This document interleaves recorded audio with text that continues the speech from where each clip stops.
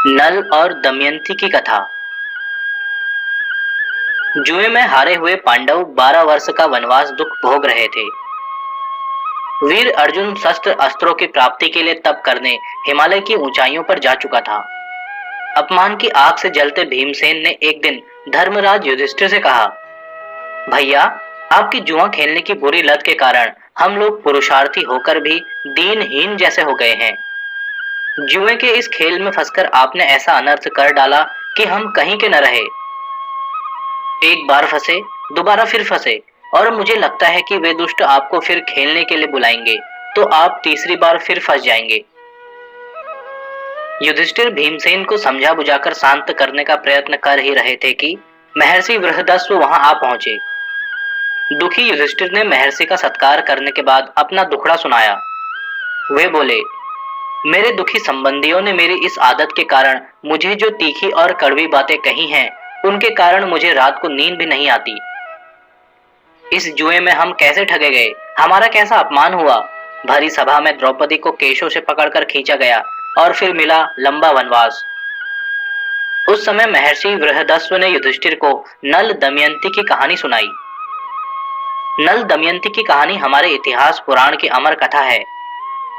यह कथा है आदर्श पतिव्रत और पत्नीव्रत की।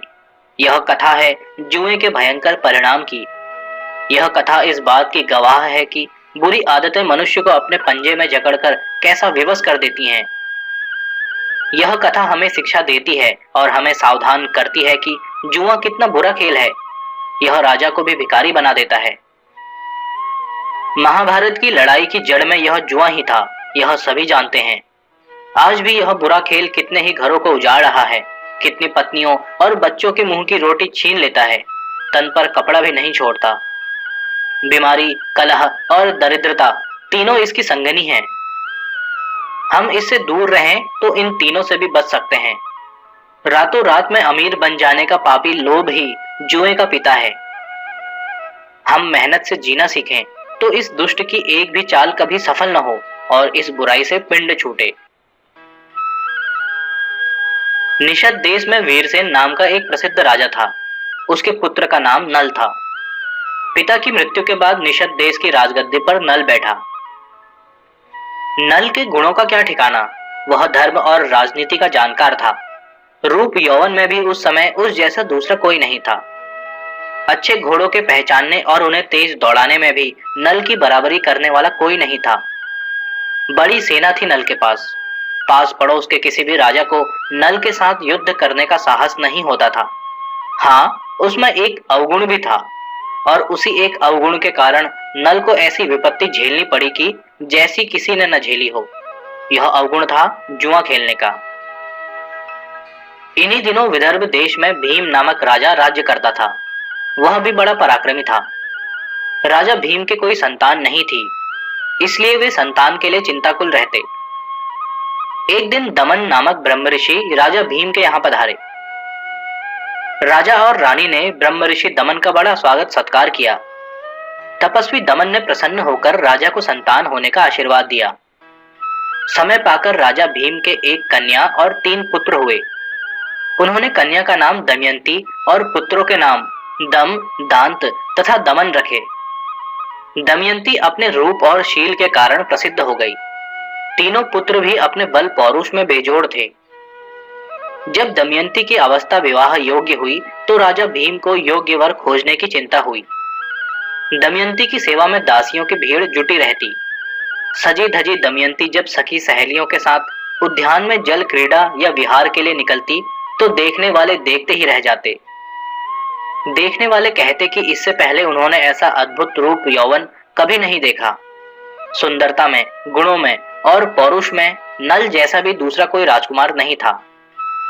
देखने वाले कहते कि यह तो कामदेव का ही अवतार है। उसकी प्रसिद्धि भी चारों ओर फैल गई। लोग नल से दमयंती के रूप यौवन की प्रशंसा करते और दमयंती से नल के रूप गुणों की। इस तरह एक दूसरे के रूप गुण शील की प्रशंसा सुनते सुनते बिना देखे ही वे एक दूसरे को चाहने लगे। नल का दमयंती के प्रति प्रेम दिनों दिन बढ़ता गया। दमयंती को देखने के लिए नल की व्याकुलता बढ़ने लगी। एक दिन दमयंती के बारे में सोचता हुआ नल महलों से निकल राज उद्यान में चला गया और वहां जलाशय के किनारे हथेली पर सिर टिकाए दमयंती के बारे में बैठा सोचता रहा। राजा ने अपने पास ही सुनहरे पंखों वाले हंसों का एक दल देखा। वे हंस नल को बहुत प्रिय लगे। नल ने उनमें से एक हंस को किसी तरह पकड़ लिया। नल प्यार से हंस की गर्दन और पीठ को सहलाने लगा तो हंस ने मनुष्य जैसी वाणी में नल से कहा, हे नल, आप मुझे छोड़ दें तो मैं विदर्भ की राजकुमारी दमयंती के पास जाकर आपकी ऐसी प्रशंसा करूंगा कि वह आपके सिवा दूसरे किसी पुरुष को अपने मन में जगह नहीं देगी। नल ने उस विचित्र हंस को छोड़ दिया। वह तुरंत हंसों के दल में जा मिला। फिर हंसों का वह दल वहां से उड़ा और विदर्भ देश के राजभवन के उद्यान में जा उतरा। दमयंती अपनी सखियों और दासियों के साथ उद्यान में घूम रही थी। उन सुनहरे पंखों वाले अद्भुत हंसों को देखकर दमयंती के मन में उन्हें पकड़ने की इच्छा हुई। अब तो सभी सखी सहेलियां हंसों को पकड़ने के लिए उनका पीछा करने लगी। दमयंती भी एक सुंदर हंस को पकड़ने की चेष्टा करने लगी। दमयंती ने अपना दुपट्टा फैलाकर एक हंस के ऊपर डाल दिया और हंस को पकड़ लिया। यह हंस तो वही था जो नल से दमयंती के बारे में वचन देकर आया था। वह भी दमयंती से बात करना चाहता था। संभवतः तभी तो जानबूझकर पकड़ाई में आ गया था। वह दमयंती से बोला, राजकुमारी दमयंती, मुझे छोड़ दो। छोड़ दोगी तो मैं तुम्हारा मनचाहा एक काम करूंगा। मैं जानता हूं कि तुम मन से राजा नल को चाहती हो। वह तुम्हारे हृदय में बस चुका है। बात है भी ठीक, वह सचमुच तुम्हारे योग्य है और तुम उसके योग्य हो। हम तो राजहंस हैं, इधर से उधर उड़ते रहते हैं। हमसे कुछ छिपा थोड़ी ही है। यदि तुम राजा नल की पत्नी बन जाओ तो समझो कि तुम्हारा जन्म सफल हो गया। हमने भी बहुत दुनिया देखी है, पर नल जैसे रूप गुण वाला तो मनुष्यों में क्या, यक्षों, गंधर्वों और देवताओं में भी नहीं मिलेगा। तुम मुझे छोड़ दो तो मैं तुम दोनों की जोड़ी मिलाने में सहायक हो सकता हूं। दमयंती ने इस दिव्य हंस को तुरंत छोड़ दिया। यह दिव्य हंस यहाँ से उड़कर फिर निषद देश में गया और राजा नल को बताया कि जिस तरह आप दमयंती के लिए व्याकुल हैं, उसी तरह दमयंती भी आपके लिए व्याकुल है। मैंने उसे आपके बारे में सब कुछ बता दिया है। वह केवल आपको चाहती है। अब आप जैसा उचित समझे करें। यह कहकर हंस उड़कर अपने दल में जा मिला। हंस से नल की प्रशंसा सुनकर दमयंती की व्याकुलता बहुत बढ़ गई। उसे दिन में भूख नहीं लगती और रात को नींद नहीं आती। स्वर्ण कांति जैसा उसका चेहरा पीला पड़ने लगा। वह न तो अच्छे कपड़े पहनती और न गहने। जब देखो तब हथेली पर सिर रखे अपने आप में डूबी कुछ सोचती ही रहती। सहेलियों से भी बात न करती और लंबी सांसें लेती रहती। उसकी पलकें हमेशा भीगी रहती। दमयंती की ऐसी दशा देखकर सहेलियों ने उसके मन की बात जाननी चाहिए, पर वह तो कुछ बोलती ही नहीं। दासियां स्नान, श्रृंगार, भोजन, शयन के लिए कह कहकर थक जाती, पर दमयंती को किसी बात के लिए भी राजी न कर पाती। राजा भीम को पुत्री के अस्वस्थ होने की बात मालूम हुई तो उसने राजवैद्य को बुला लिया, पर वैद्य बेचारा क्या करता। औषध से ठीक होने वाला कोई रोग उसे था ही नहीं। अंत में राजा ने निश्चय किया कि दमयंती की अवस्था विवाह योग्य हो गई है, इसलिए इसके स्वयंवर की तैयारी करनी चाहिए। राजा भीम ने स्वयंवर के लिए दिन निश्चित करके सभी राजाओं को निमंत्रण भिजवा दिया। स्वयंवर का दिन पास आया तो विदर्भ में अनेक राजाओं का आना प्रारंभ हो गया। कोई सजे हाथी पर बैठकर चला आ रहा है तो कोई बढ़िया घोड़ों वाले रथ पर। सारी राजधानी में स्वयंवर की तैयारी के लिए हलचल मच गई। सड़कें, बाजार और भवन सजने लगे। स्वयंवर के लिए विशाल मंडप रचा गया। आने वाले राजाओं को ठहराने के लिए उचित व्यवस्था की गई। बहुमूल्य वस्त्र आभूषणों से सजे हुए एक से एक बढ़कर सुंदर राजकुमार और राजा राजधानी की शोभा बढ़ाने लगे। राजा भीम ने स्वयंवर में सम्मिलित होने के लिए आने वालों का खूब आदर सत्कार किया। जिन दिनों विदर्भ में स्वयंवर की चहल पहल शुरू हो रही थी, देवर्षि नारद और पर्वत मृत्युलोक से स्वर्गलोक पधारे। वे जब देवराज इंद्र के यहाँ पधारे तो देवराज ने उनका स्वागत सत्कार करने के बाद संसार का समाचार पूछा। महर्षि नारद ने उन्हें बताया कि मृत्युलोक में आजकल विदर्भ राजकुमारी दमयंती का स्वयंवर होने वाला है। उन्होंने बताया कि राजकुमारी दमयंती अपने रूप, यौवन और सील में बेजोड़ है, इसलिए सभी राजा और राजकुमार उसे पत्नी रूप में प्राप्त करने की इच्छा से विदर्भ में एकत्र हुए हैं। ये बातें हो ही रही थी कि अग्नि, वरुण और यमराज देवराज इंद्र के यहाँ पधारे। नारद जी के मुंह से दमयंती की प्रशंसा सुनकर ये देवता बोले कि देवराज इंद्र सहित हम भी स्वयंवर में सम्मिलित होंगे। बस फिर क्या था। महर्षि नारद और पर्वत के चले जाने के बाद ये चारों देवता स्वयंवर में सम्मिलित होने के लिए धरती पर उतर आए और विदर्भ जा पहुंचे। यहीं पर इन्हें राजा नल स्वयंवर में सम्मिलित होने के लिए जाते मिल गए। नल के सुंदर रूप और स्वस्थ बलिष्ठ शरीर को देखकर देवता चकित रह गए। उन्होंने सोचा कि नल के सामने हम क्या चीज हैं। दमयंती हम में से किसी को न वरकर नल को ही वरेगी। वे देवता फिर कुछ सोचकर नल से बोले, राजा नल, हमें आपकी सहायता की आवश्यकता है। हम आपको अपना दूत बनाकर एक संदेश देना चाहते हैं। बताइए, आप हमारा यह काम करेंगे ना? सहायता चाहने वाले उन देवताओं को आश्वासन देकर राजा नल ने उन्हें नमस्कार करके पूछा, कृपया बताइए, आप कौन हैं और मुझे दूत बनाकर कहां भेजना चाहते हैं? आपका वह कौन सा कार्य है जिसे आप मुझे दूत बनाकर पूरा करना चाहते हैं? निषदराज नल के इस प्रकार पूछने पर देवराज इंद्र ने कहा, राजन, आप हमें देवता समझें। हम दमयंती को प्राप्त करने के लिए यहाँ आए हैं। मैं इंद्र हूँ, ये अग्निदेव हैं, ये वरुण हैं और ये यमराज। आप दमयंती के पास जाकर उसे हमारे आने की सूचना दे दीजिए और कहिए कि हम उसे देखने के लिए आए हैं। हम चाहते हैं कि स्वयंवर में वह हम चारों में से किसी एक का वरण करे। देवराज इंद्र की बात सुनकर राजा नल ने कहा, देवगण, मैं स्वयं भी तो दमयंती को पति रूप में स्वीकार करना चाहता हूँ। मैं भी तो स्वयंवर में सम्मिलित होने जा रहा हूँ। इसलिए जिस दमयंती को मैं प्राप्त करना चाहता हूँ, उसे प्राप्त करने के लिए आप मुझे ही दूत बनाकर न भेजिए। आप स्वयं सोचिए, मैं जिस दमयंती को प्राप्त करने का मन में निश्चय कर चुका हूँ, उसे दूसरे के लिए कैसे छोड़ सकता हूँ? इसलिए मैं आपसे क्षमा चाहता हूँ। देवता बोले, राजन, आप हमारा कार्य करने के लिए वचनबद्ध हैं। क्या आप अपनी बात को झूठा करेंगे? इसलिए हमारा दूत बनकर जाइए और दमयंती तक हमारा संदेश पहुंचाइए। देवताओं के ऐसा कहने पर राजा नल ने कहा, विदर्भ राज के सभी राजभवनों पर पहरा होगा। विशेष रूप से अंतःपुर में तो किसी अपरिचित पुरुष का प्रवेश संभव ही नहीं है। फिर आप ही बताइए कि मैं दमयंती तक कैसे पहुंच सकता हूं? तब इंद्र ने कहा, राजन, आप वहां तक जा सकेंगे। हम देवता हैं, हमारे पास तरह तरह की शक्तियां हैं। हमारी शक्ति के प्रभाव से दमयंती के भवन में प्रवेश करते समय आपको कोई देख नहीं सकेगा।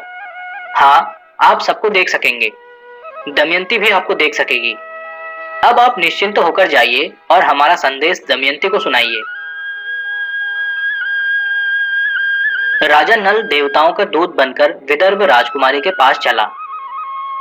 राजा नल ने अंतःपुर में सखियों से घिरी हुई अत्यंत सुंदरी राजकुमारी दमयंती को देखा।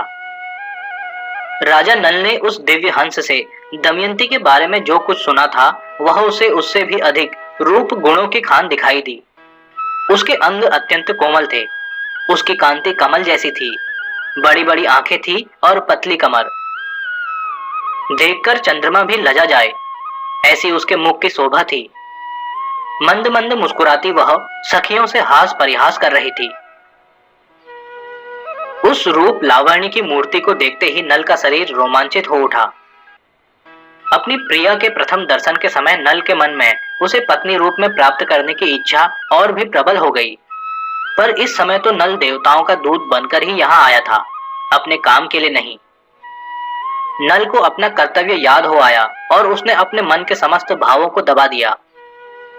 एक अत्यंत रूपवान पुरुष को वहां आया देखकर दमयंती की सखियां और दासियां चकित रह गई और स्वागत में उठ खड़ी हुई। वे मन ही मन उस अत्यंत सुंदर पुरुष की प्रशंसा करने लगी। वे सोचने लगी, बिना रोक टोक अंतःपुर में पधारने वाला यह पुरुष अवश्य ही कोई देवता है, क्योंकि मनुष्यों में वैसा रूप गुण तेज अभी तक उनमें से किसी ने नहीं देखा था। फिर अंतःपुर में कोई अपरिचित पुरुष प्रवेश भी तो नहीं पा सकता था। वे नल के रूप और तेज से प्रभावित होकर उनसे कुछ भी पूछ नहीं सकी। राजकुमारी दमयंती भी अब तक एकटक नल को ही देख रही थी। वह भी नल के रूप और तेज से सम्मोहित हो चुकी थी। कुछ समय बीतने पर दमयंती ने मंद मधुर मुस्कान के साथ नल से नम्रता पूर्वक पूछा, आप कौन हैं? आप इस अंतःपुर में प्रवेश कैसे कर सके? क्या आपको किसी ने रोका नहीं? मेरा यह भवन सब ओर से सुरक्षित है। यहाँ का कोई भी कर्मचारी राज आज्ञा से उल्लंघन का साहस नहीं कर सकता। अपराधियों को कठोर दंड दिया जाता है। इस पर भी आप यहाँ कैसे आ पहुंचे? आपका परिचय क्या है? नल ने धीरे से उत्तर दिया, राजकुमारी, मैं नल हूँ। आपने मेरा नाम पहले भी सुना होगा।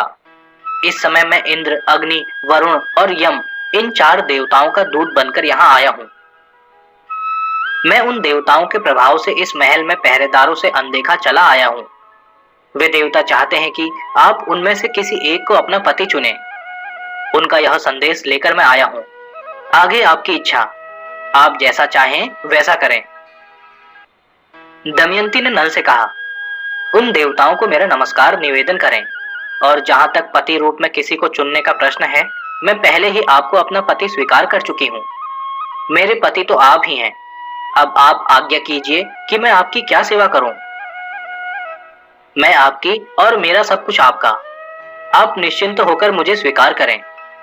जब से उस दिव्य हंस से मैंने आपकी बातें सुनी हैं, मैं तभी से आपकी हो चुकी हूँ। हे मेरे मन प्राण के स्वामी, आपको पति रूप में पाने के लिए ही इस स्वयंवर का आयोजन हुआ है। हे प्रिय, आपके चरणों में भक्ति रखने वाली मुझ दासी को यदि आप स्वीकार नहीं करेंगे तो मैं आपके ही कारण विष, आग, जल अथवा फांसी के द्वारा अपने प्राण दे डालूंगी। दमयंती की सारी बातें सुनकर राजा नल ने कहा, तुम देवताओं को छोड़कर मुझ मनुष्य को क्यों पति बनाना चाहती हो? मैं तो देवताओं की पग धूलि के बराबर भी नहीं हूं। तुम्हें उन देवताओं में से ही किसी एक को चुनना चाहिए। देवताओं की इच्छा के विरुद्ध कार्य करने पर देवता क्रुद्ध हो जाते हैं और वे जो चाहें कर सकते हैं। वे अपने विरोधियों के धन और प्राणों को हर लेते हैं। इसलिए ऐसा कोई कार्य न करो जिससे मेरे प्राणों पर संकट आए। तुम उन्हीं में से किसी एक को चुन लो। देवता की पत्नी बन जाने पर संसार और स्वर्ग की कोई भी वस्तु तुम्हारे लिए दुर्लभ नहीं रहेगी। तुम्हें मनचाहे भोग प्राप्त होंगे।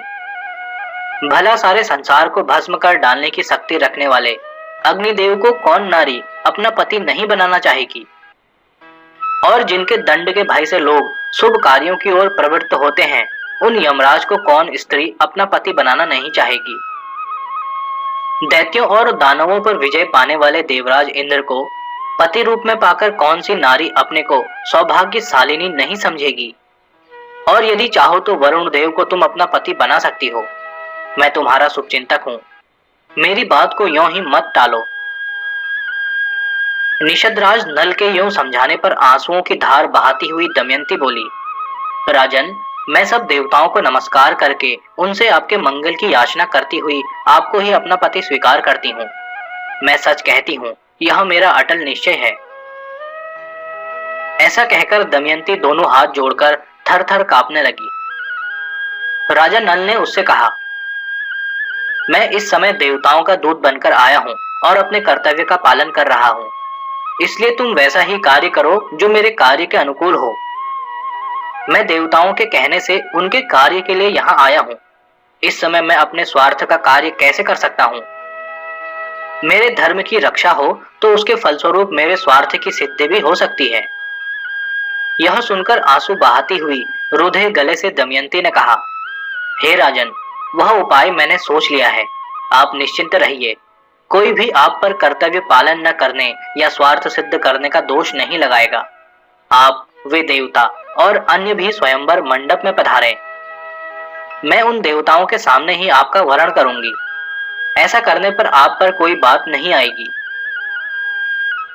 राजकुमारी दमयंती के ऐसा कहने पर नल वहां से चला आया और सीधा देवताओं के पास पहुंचा। देवताओं के पूछने पर नल ने सारी बातें सच सच बता दी। उसने बताया, दमयंती मुझे ही अपना पति बनाना चाहती है और उसने कहा है कि देवता भी स्वयंवर में पधारें। मैं उनकी उपस्थिति में नल का वरण करूंगी। अब आप सब देवतागण जैसा ठीक समझें वैसा करें। देवता सारा समाचार सुनकर वहीं अंतर्ध्यान हो गए और राजा नल विदर्भ में स्वयंवर के दिन की प्रतीक्षा करने लगे। स्वयंवर का शुभ दिन और शुभ मुहूर्त आने पर सभी राजा और राजकुमार मंडप में पधारे। प्रत्येक यही चाहता था कि दमयंती उसे ही वरमाला पहनाए। मंडप खूब सजा हुआ था।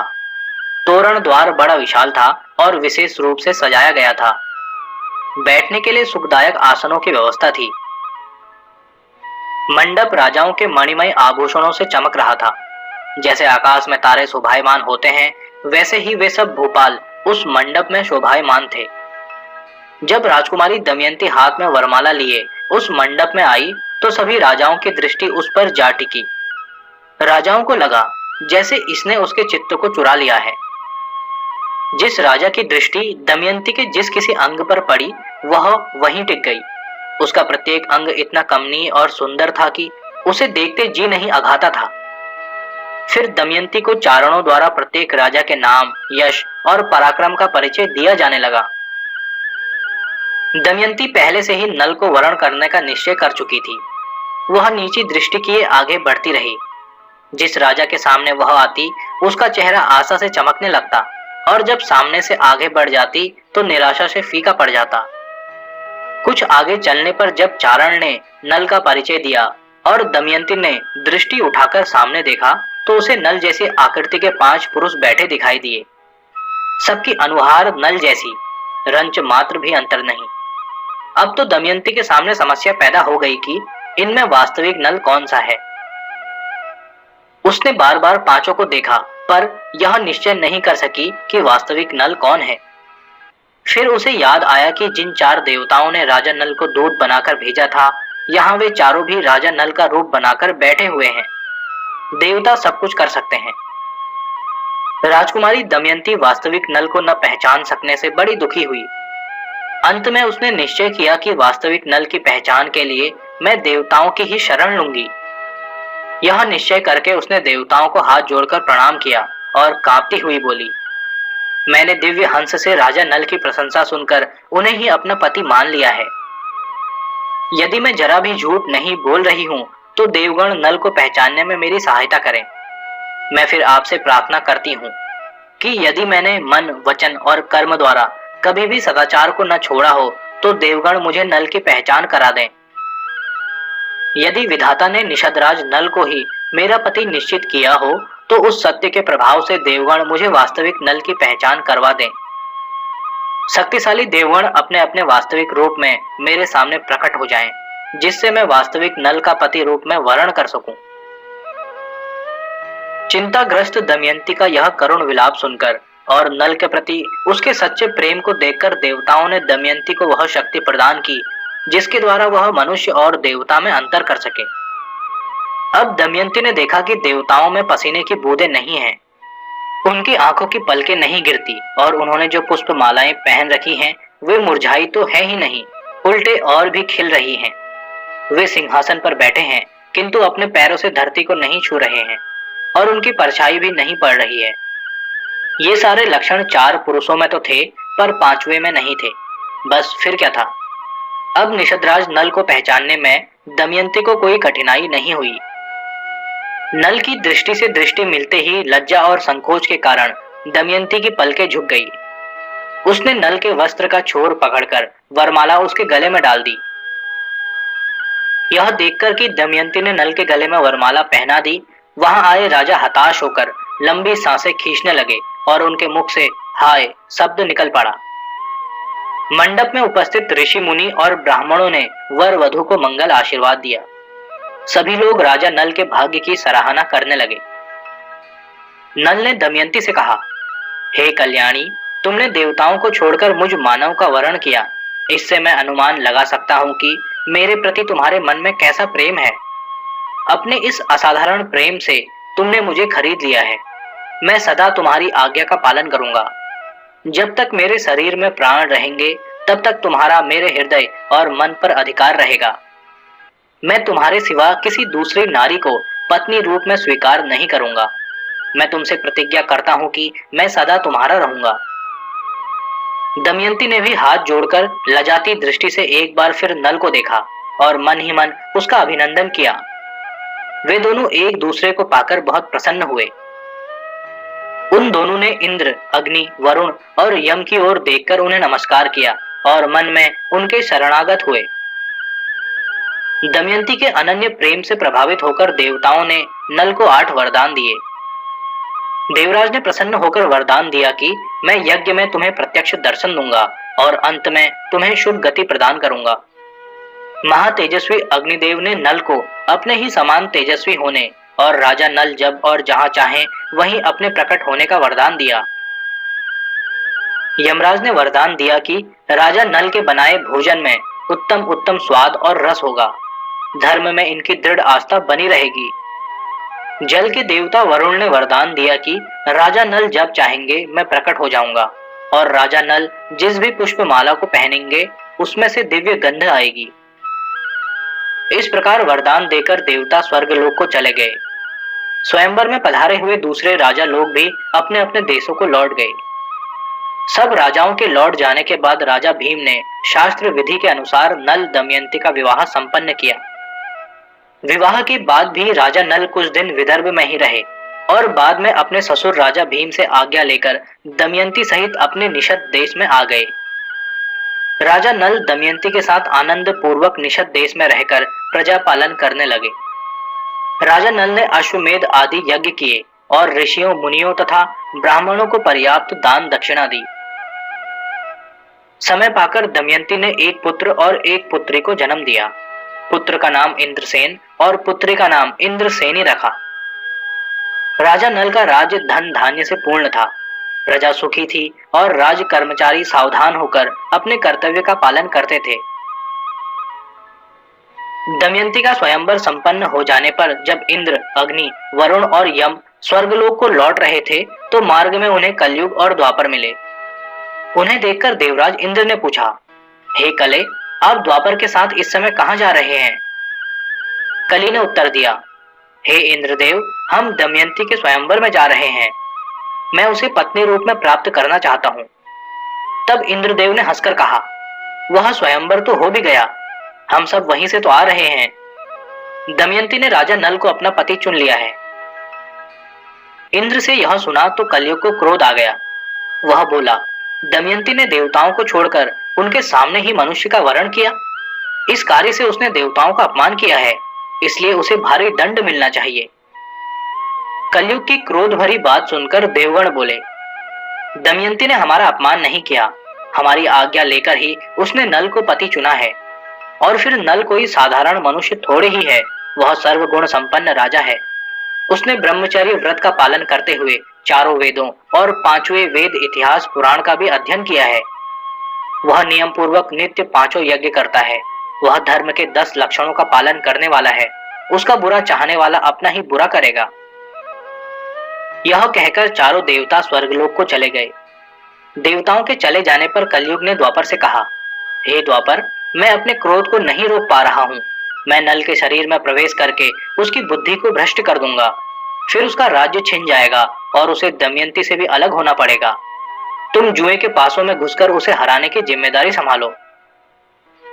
इस प्रकार कली द्वापर को समझाकर निषद देश में राजा नल के निवास पर आ गया, किंतु धर्मात्मा राजा नल में वह प्रवेश नहीं कर सका।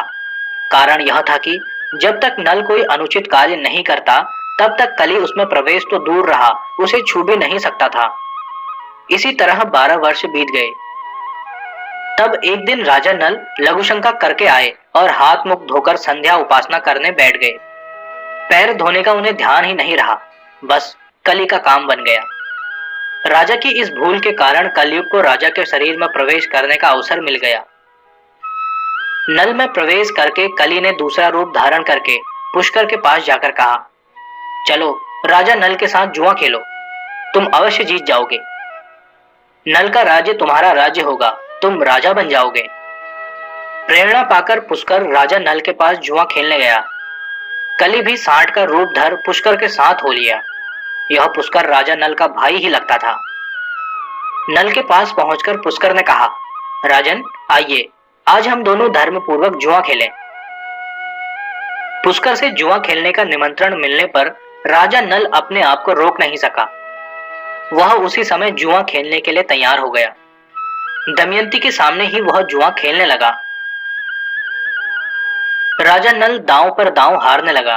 हीरे मोती, सुवर्ण चांदी, रथ हाथी, वस्त्र और आभूषण जो कुछ था, बारी बारी सभी दांव पर लगा दिया और हार गया। दमयंती तथा नल के दूसरे मित्रों ने नल को जुआ खेलने से रोकने का बहुत प्रयत्न किया, पर सब व्यर्थ गया। नल नहीं माना, नहीं माना। फिर प्रमुख नागरिक और मंत्री भी मिलकर राजा के पास आए। उन्होंने द्वारपाल द्वारा दमयंती से कहलवाया कि राजा से मिलना चाहते हैं। दमयंती ने राजा से निवेदन किया कि पुरवासी और मंत्रीगण आपके दर्शन करना चाहते हैं, उन्हें भीतर आने की आज्ञा दें। पर दमयंती के बार बार पूछने पर भी राजा ने कोई उत्तर नहीं दिया। दमयंती गिड़गिड़ाती रही और निराश होकर लौट गई। पुरवासी और मंत्रीगण भी निराश होकर लौट गए। उन्हें लगा कि राजा नल शीघ्र ही राज्य खो बैठेगा। सच ही कहा है, जब विनाशकाल आता है तो मनुष्य अपने शुभ चिंतकों की बात भी नहीं सुनता। कलयुग ने राजा की बुद्धि भ्रष्ट कर दी थी। जुए का यह खेल कई महीनों तक चलता रहा। एक एक करके राजा नल ने सब कुछ हार दिया।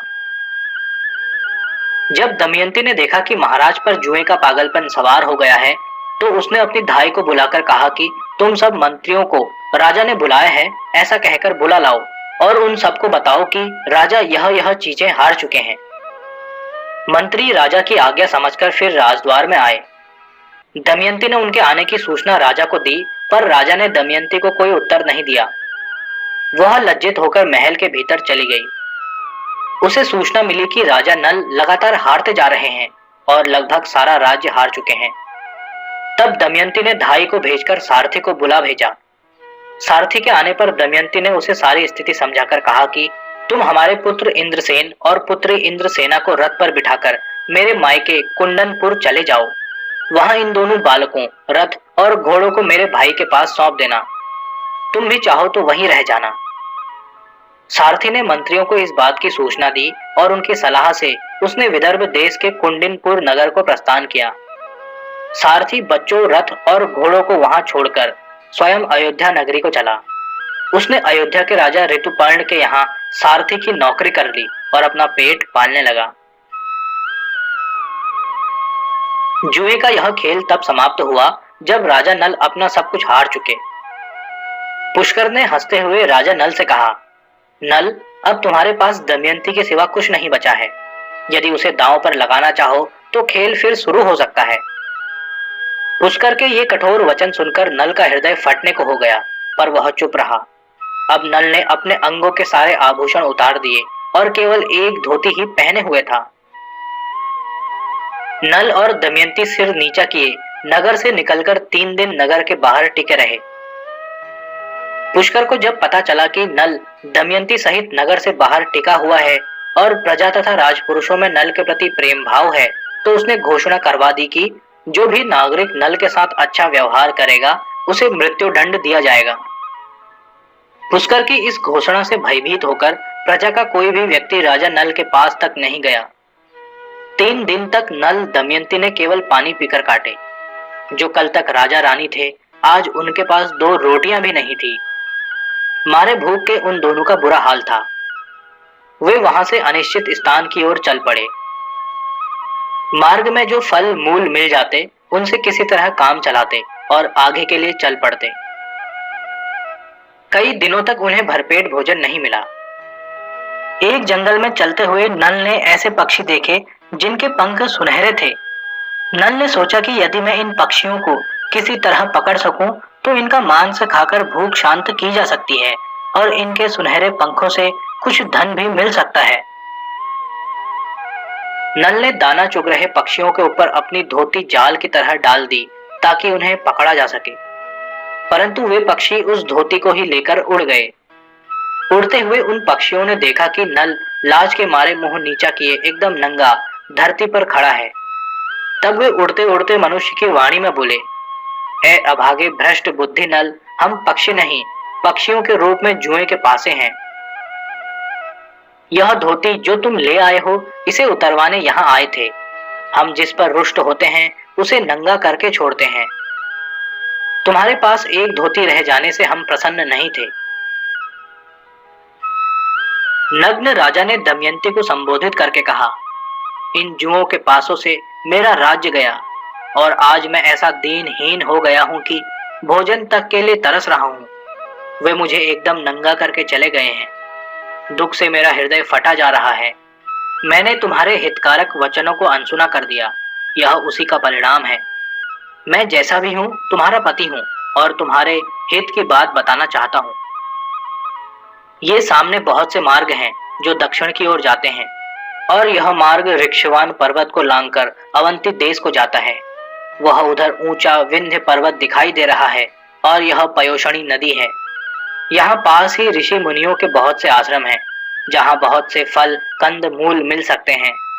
यह मार्ग विदर्भ देश की ओर जाता है और यह कौशल देश की ओर। दक्षिण दिशा में इससे आगे का देश दक्षिणापथ कहलाता है। सभी मार्गों को बताते हुए नल का आशय दमयंती से छिपा नहीं रहा। वह आंसू बहाती हुई गदगद वाणी से बोली, महाराज, आप मन में जो कुछ सोच रहे हैं उसकी कल्पना करके मेरा हृदय फटा जा रहा है। आपका राज्य चला गया, आपके शरीर पर एक भी वस्त्र नहीं रहा और कई दिनों से आप भूखे हैं। ऐसी बुरी अवस्था में मैं आपको निर्जन वन में छोड़कर कैसे जा सकती हूँ? महाराज, आप जब इस भयंकर वन में मार्ग चलने से थके हुए, भूख प्यास से व्याकुल और दुखी हैं, तो मैं आपको छोड़कर कैसे जा सकती हूँ? इस विपत्ति के समय मैं आपके ही पास रहना चाहती हूँ ताकि आपकी सेवा कर सकूं और धीरज बधा सकूं। पति के सब दुखों की पत्नी से बढ़कर कोई औषध नहीं है। आपके पास रहकर यदि मैं आपके दुखों को कुछ भी कम कर सकी तो मेरे लिए यही महान सुख होगा। नल ने उत्तर दिया, तुम ठीक कह रही हो। दुख में पत्नी से बढ़कर दूसरा कोई मित्र नहीं होता। तुम तो यूं ही घबरा रही हो। मैं तुम्हें अपने से कभी भी अलग करना नहीं चाहता हूँ। मैं अपने शरीर को छोड़ सकता हूँ पर तुम्हें नहीं। दमयंती ने कहा, यदि आप मुझे छोड़ना नहीं चाहते तो मुझे अपने मायके विदर्भ का मार्ग क्यों बता रहे हैं? इससे मेरा दुख दूना हो रहा है। यदि आप चाहते हैं कि मैं अपने मायके चली जाऊं तो आप भी चलिए। मेरे पिता और भाई आपका पूरा आदर सत्कार करेंगे और आप वहां सुखपूर्वक रहेंगे। नल ने कहा, यह ठीक है कि विदर्भ में हम सब अपने ही घर की तरह सुख से रहेंगे, किंतु इन विपत्तियों के दिनों में मैं कहीं नहीं जाऊंगा। जब मैं तुम्हारे स्वयंवर के लिए विदर्भ गया था तो मैं राजा था और आज भिखारी हूँ। इस दशा में मैं वहां कदापि नहीं जाऊंगा। वे इसी प्रकार की बातें करते हुए चलते रहे और एक पड़ाव पर जा पहुंचे। दमयंती की एक ही धोती को दोनों ने आधा आधा पहन रखा था। रात को दोनों भूखे और थके हुए धरती पर सो गए। मार्ग के कष्ट से थकी हुई दमयंती को थोड़ी देर में नींद आ गई, पर चिंता से व्याकुल नल की आंखों में नींद नहीं थी। नल ने सोच विचार किया, क्या करूं जिससे यह विपत्ति टले? मैं दमयंती को छोड़कर अकेला रहूं तो हो सकता है कि दमयंती अपने मायके चली जाए, या यह भी हो सकता है कि वह प्राण त्याग दे। मेरे छोड़कर चले जाने पर वह अकेली कैसे इस लंबे और भयानक मार्ग को पार करके विदर्भ में जाएगी? उसे हिंसक जानवरों और दुष्टों से कौन बचाएगा? यदि मैं इसे छोड़कर कहीं नहीं चला जाता तो मेरे 100 बार कहने पर भी मुझे छोड़कर मायके नहीं जाएगी। यदि मैं मर पाता तो इस दुख से तो छूट जाता। नल इस तरह कितनी ही बातें सोचता रहा। अंत में उसने निश्चय किया कि वह दमयंती को छोड़कर अकेला कहीं चला जाएगा ताकि दमयंती अपने मायके चली जाए। नल का यह दृढ़ विश्वास था कि पति भक्ति के तेज से दमयंती का कोई अहित नहीं होगा। इसकी पति भक्ति सब संकटों से इसके सतीत्व की रक्षा करेगी। यह निश्चय करके नल ने अपनी नग्नता को ढकने के लिए दमयंती की साड़ी का आधा भाग फाड़ लेने का निश्चय किया, पर उसे लगा कि कहीं ऐसा न हो कि साड़ी फाड़ने के शब्द से उसकी नींद खुल जाए और वह उठ बैठे। राजा ने इधर उधर दृष्टि दौड़ाई तो तेज धार वाला एक खड्ग दिखाई दिया। नल ने उससे दमयंती की आधी साड़ी धीरे धीरे काटकर अपना शरीर ढक लिया और दमयंती को सोई हुई छोड़कर वहां से चुपचाप खिसक गया। नल वहां से कुछ दूर निकल गया तो उसे विचार आया कि उसने यह अच्छा नहीं किया। वह फिर वहीं लौट आया जहां दमयंती सोई पड़ी थी। वह सोई हुई दमयंती की दुर्दशा देखकर फूट फूट कर रोने लगा। आधी साड़ी में किसी तरह शरीर को ढके हुए नंगी धरती पर सोई दमयंती को देख नल की छाती फटने लगी। सूर्य और वायु जिस नारी को देख नहीं पाते थे, आज वह सार्वजनिक स्थान में धरती पर अधढकी सोई हुई है। वाह रे भाग्य, हाय! जब वह जागेगी और देखेगी कि उसका प्रिय पति अपनी लज्जा ढकने के लिए उसकी आधी साड़ी को काट कर ले गया है और उसे अकेली छोड़ गया है, तो वह रो रो कर पागल हो जाएगी। हाय! यह हिंसक जानवरों से भरे जंगलों, पर्वतों और नदियों को अकेली कैसे पार करेगी और कौन इसकी रक्षा करेगा? हे सती साध्वी दमयंती, तुम्हारा धर्म ही तुम्हारी रक्षा करेगा। इतना कहकर नल अपनी प्राण प्रिया दमयंती को वहीं छोड़कर फिर वहां से चला गया। कलयुग के कारण राजा की बुद्धि भ्रष्ट हो चुकी थी। वह बार बार जाता और ममता से खींचा हुआ कुछ दूर जाकर फिर लौट आता और फिर चला जाता। अंत में जी कड़ा करके नल सोई हुई दमयंती को छोड़कर चला ही गया। नल के चले जाने पर जब दमयंती की आंख खुली तो उसे नल नहीं दिखाई दिया।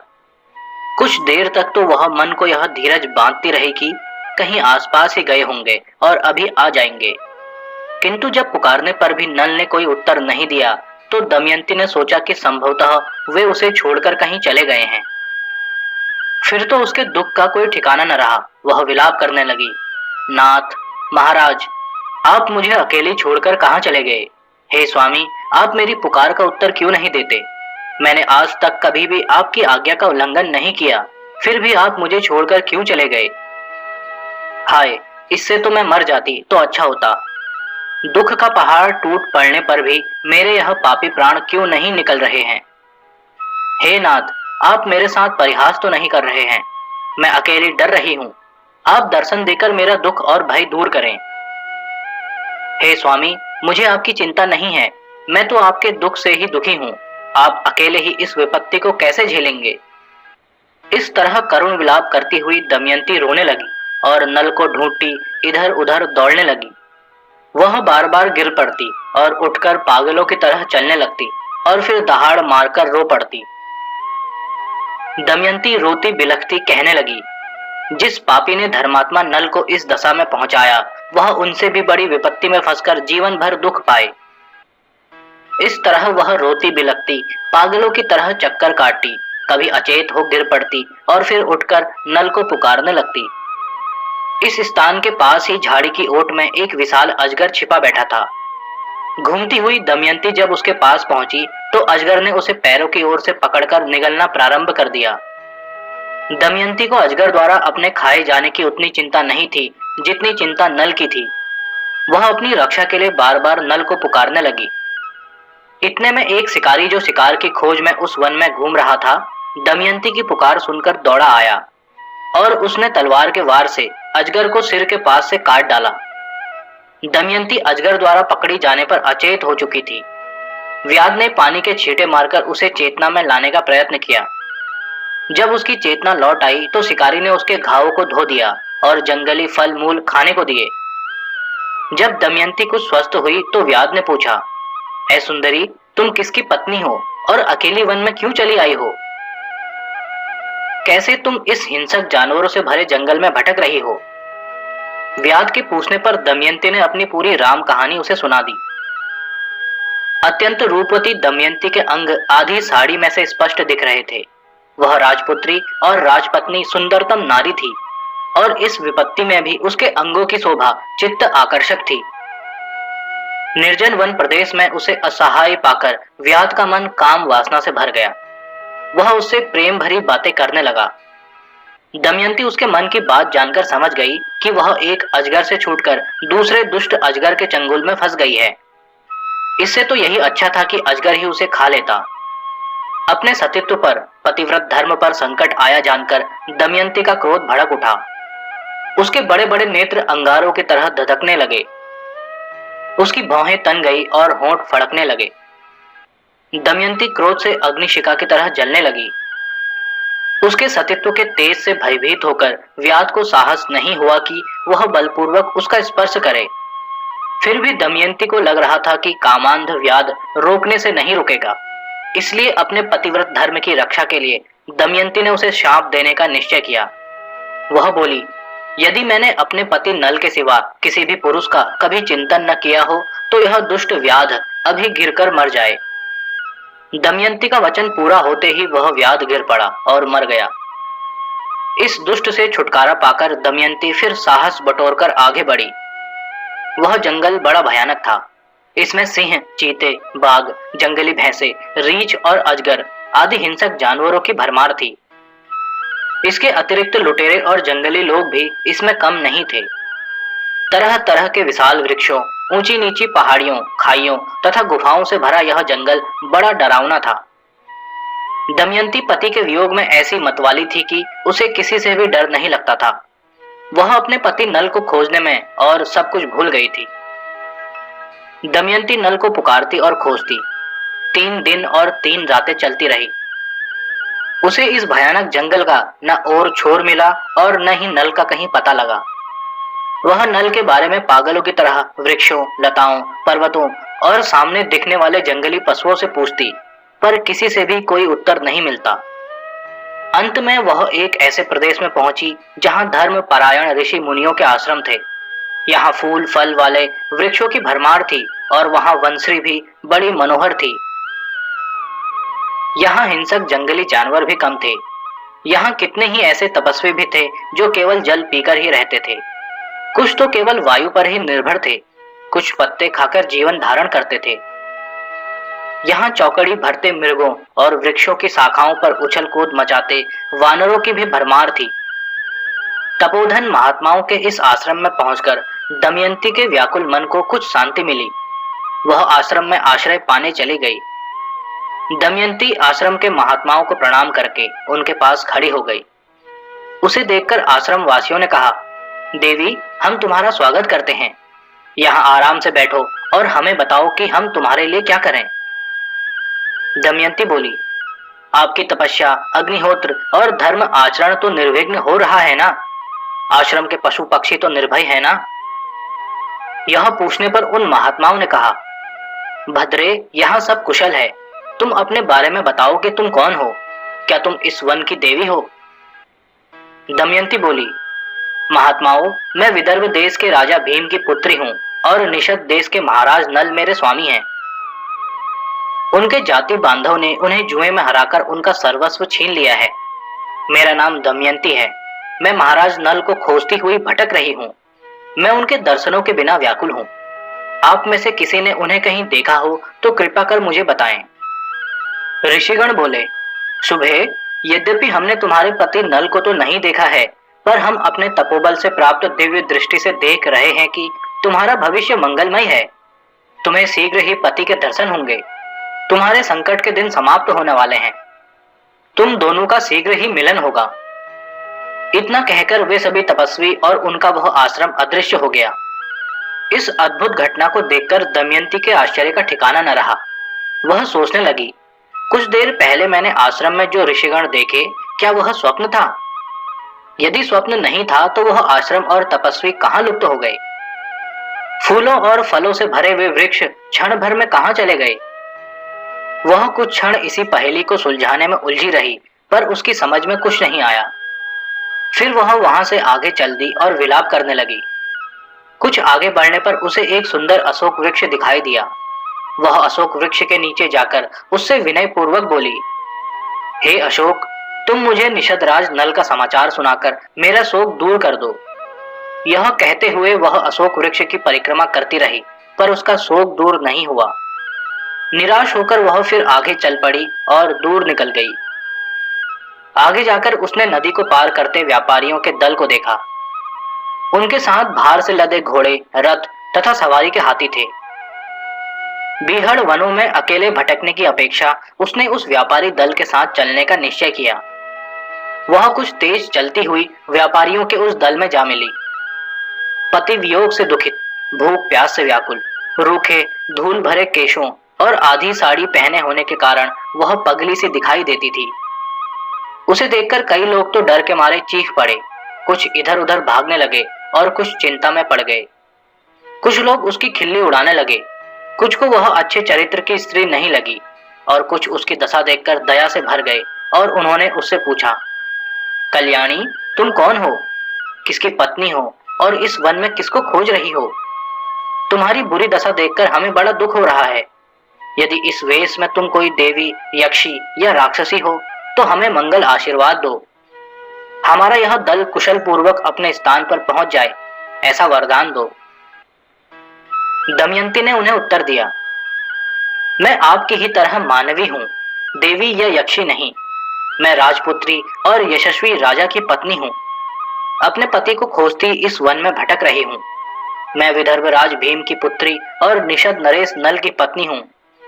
यदि आपने महाराज नल को कहीं देखा हो या उनके बारे में कुछ सुना हो तो मुझे बताने की कृपा करें। उस दल के नेता का नाम सुचि था। उसने दमयंती से कहा, भद्रे, मैं इस दल का नेता और संचालक हूँ। हमने नल नामक किसी मनुष्य को मार्ग में नहीं देखा। इस जंगल में हमें तुम्हारे सिवा कोई भी मानव कहीं दिखाई नहीं दिया। दमयंती ने उससे पूछा, कृपया करके बताइए कि आपका यह दल किस नगर की ओर जा रहा है। दल के नेता ने उत्तर दिया, हमारा दल चेदिराज सुबाहु की राजधानी में व्यापार के उद्देश्य से जा रहा है। यह सुनकर दमयंती भी उनके साथ हो ली। जब चलते चलते कई दिन बीत गए तो एक विशाल वन में पहुंचकर दल के नेता ने एक बड़ा सरोवर देखा। उसके आसपास पशुओं के चरने के लिए बहुत सी हरी भरी घास थी और लकड़ियों की भी कमी नहीं थी। पानी के कारण फल मूल भी काफी थे। सरोवर का पानी निर्मल और मीठा था। थके हुए व्यापारियों ने वहीं डेरा डालने का निश्चय किया। सब लोग खा पीकर सो गए और थकान के कारण गहरी नींद में डूब गए। कोई एक पहर रात बीत जाने पर जंगली हाथियों का एक बड़ा झुंड पानी पीने के लिए उस सरोवर पर आया। उन व्यापारियों के पालतू हाथियों को देखकर जंगली हाथी क्रोध से भर गए। उन्होंने पालतू हाथियों को मार डालने के उद्देश्य से उन पर आक्रमण कर दिया। व्यापारियों के हाथी जंजीरों से बंधे हुए थे। जंगली हाथियों के उन पर टूट पड़ने से व्यापारी हाथियों के पैरों के नीचे कुचलकर मर गए। कुछ बचकर जंगल की ओर भाग गए। कुछ को हाथियों ने सूंडों से उठाकर दूर फेंक दिया। घोड़े भी मारे गए, रथ टूट गए। जंगली हाथियों के इस अचानक आक्रमण से व्यापारियों का दल प्रायः नष्ट हो गया। घायलों की चीख पुकार और हाहाकार से वह अंधेरी काल रात्रि और भी डरावनी लगने लगी। वहां व्यापारियों का सामान, सोने की मोहरें, हीरे मोती और दूसरी बहुमूल्य वस्तुएं बिखरी पड़ी थी, किंतु कोई भी उन्हें उठाने वाला नहीं था। आक्रमण होने पर जब दमयंती की नींद खुली तो वह स्तब्ध रह गई। वह व्यापारियों के दल से कुछ हटकर एक ओर सोई हुई थी। उस ओर हाथी नहीं गए थे। वह सांस रोके धरती से हटकर पड़ी रही और इस भयानक नरसंहार को देखती रही। उसने ऐसी दुर्घटना नहीं देखी थी। जब जंगली हाथी वहां से चले गए तो दल के बचे हुए लोग जो इधर उधर भाग गए थे इकट्ठा होकर अपने भाग्य को कोसने लगे। कोई कहता कि हम जब यात्रा पर चले थे तभी अपशकुन होने लगे थे। कोई कहता कि हमने धन के देवता कुबेर का भली प्रकार पूजन नहीं किया, तभी तो यह विपत्ति आई। इस तरह कोई कुछ और कोई कुछ कह रहा था। किसी ने कहा कि कुछ दिन पूर्व वह जो स्त्री हमारे दल में आ मिली थी, लगता है वह कोई छलावा थी। उसी राक्षसी के कारण यह सब कुछ हुआ है। उसी मायाविनी ने अपनी माया से यह सब कुछ किया है। अब यदि वह हमें मिल जाए तो हम उसे पत्थरों और ढेलों से मार मार कर धरती पर सुला दें। उनकी ये बातें सुनकर दमयंती लज्जा से गड़ गई और भय से कांपने लगी। उसने सोचा कि यदि मैं इनकी दृष्टि में पड़ जाऊंगी तो ये मुझे मार डालेंगे। वह तुरंत घने जंगल की ओर भाग खड़ी हुई। यह सोचकर साध्वी दमयंती के दुख का ठिकाना न रहा कि वह बड़ी भाग्यहीन है। पता नहीं पूर्व जन्म में ऐसे कौन से पाप किए हैं कि सभी मेरे वैरी बन रहे हैं। यदि व्यापारियों के दल पर संकट न आता तो कम से कम मैं उनके साथ चलती हुई निर्भय नगर में पहुंच जाती। पता नहीं मेरे दुखों का अंत कब होगा। मेरे प्राण निकल जाते तो मैं इस दुख भोग से तो बच जाती। मुझे लगता है कि देवताओं को छोड़कर जो मैंने नल को अपना पति चुना, उसी के कारण देवगण मुझ पर कुपित हैं। कुछ दूर चलने पर हाथियों के कुचलने से बचे हुए कुछ विद्वान ब्राह्मण उसे मिल गए। वह उन्हीं के साथ चलने लगी और कुछ दिनों बाद चेदिराज सुबाहु की राजधानी में जा पहुंची। वह आधी साड़ी में किसी तरह लिपटी हुई, भूखी, दुबली और मैली कुचैली होने के कारण पगली सी लग रही थी। कई बालक उसे पगली समझकर कौतूहलवश उसके पीछे हो लिए। यूं ही चलती हुई दमयंती राजमहल के आगे वाले राजमार्ग पर जा निकली। राजमाता खिड़की से राजमार्ग की ओर देख रही थी। दयावती राजमाता ने अपनी दासी को कहा कि इस स्त्री को मेरे पास ले आओ। बालक इसे तंग कर रहे हैं। मुझे लगता है कि यह कोई संकट में पड़ी हुई सती साध्वी है। दासी बच्चों को भगाकर दमयंती को राजमाता के पास ले आई। राजमाता ने जब दमयंती को भली प्रकार देखा तो उसके आश्चर्य का ठिकाना न रहा। वह बोली, भद्रे, तुम इस दीनहीन दशा में भी कितनी सुंदर लग रही हो। संकटों से घिरी होने पर भी तुम मेघों से घिरी बिजली की तरह तेजस्विनी हो। अच्छा, यह बताओ कि तुम कौन हो, किसकी पत्नी हो, किस कारण तुम मारी मारी भटक रही हो। राजमाता की बात सुनकर दमयंती ने उत्तर दिया, माते, मैं विपत्ति में पड़े अपने पति की खोज में दर दर भटक रही हूँ। वे जुए में अपना सब कुछ हार कर जंगल में चले गए थे और मैं भी उनके साथ थी। फिर वे मुझे सोती हुई छोड़कर अकेले ही कहीं चले गए हैं। मैं उन्हें ही खोजती हुई भटक रही हूँ।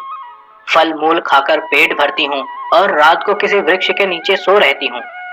मैं राजघराने में प्रसादिका का काम करती थी। मैं राज परिवार की नारियों का श्रृंगार करने में चतुर हूँ। उसकी दुख भरी कहानी सुनकर राजमाता का हृदय भर आया। वह बोली, भद्रे, तुम आज से मेरे पास रहो। तुम्हारे पति की खोज के लिए मैं अपने सेवक भेज दूंगी। वे उसे अवश्य खोज लाएंगे और एक दिन तुम्हारा उससे अवश्य मिलन होगा। राजमाता की बात सुनकर दमयंती ने कहा, मेरी कुछ शर्तें हैं। यदि आप उन्हें मान लें तो मैं आपके साथ रह सकती हूँ। मैं कभी किसी का जूठा नहीं खाऊंगी, कभी किसी के पैर नहीं धोऊंगी और किसी दूसरे पुरुष से बात नहीं करूंगी।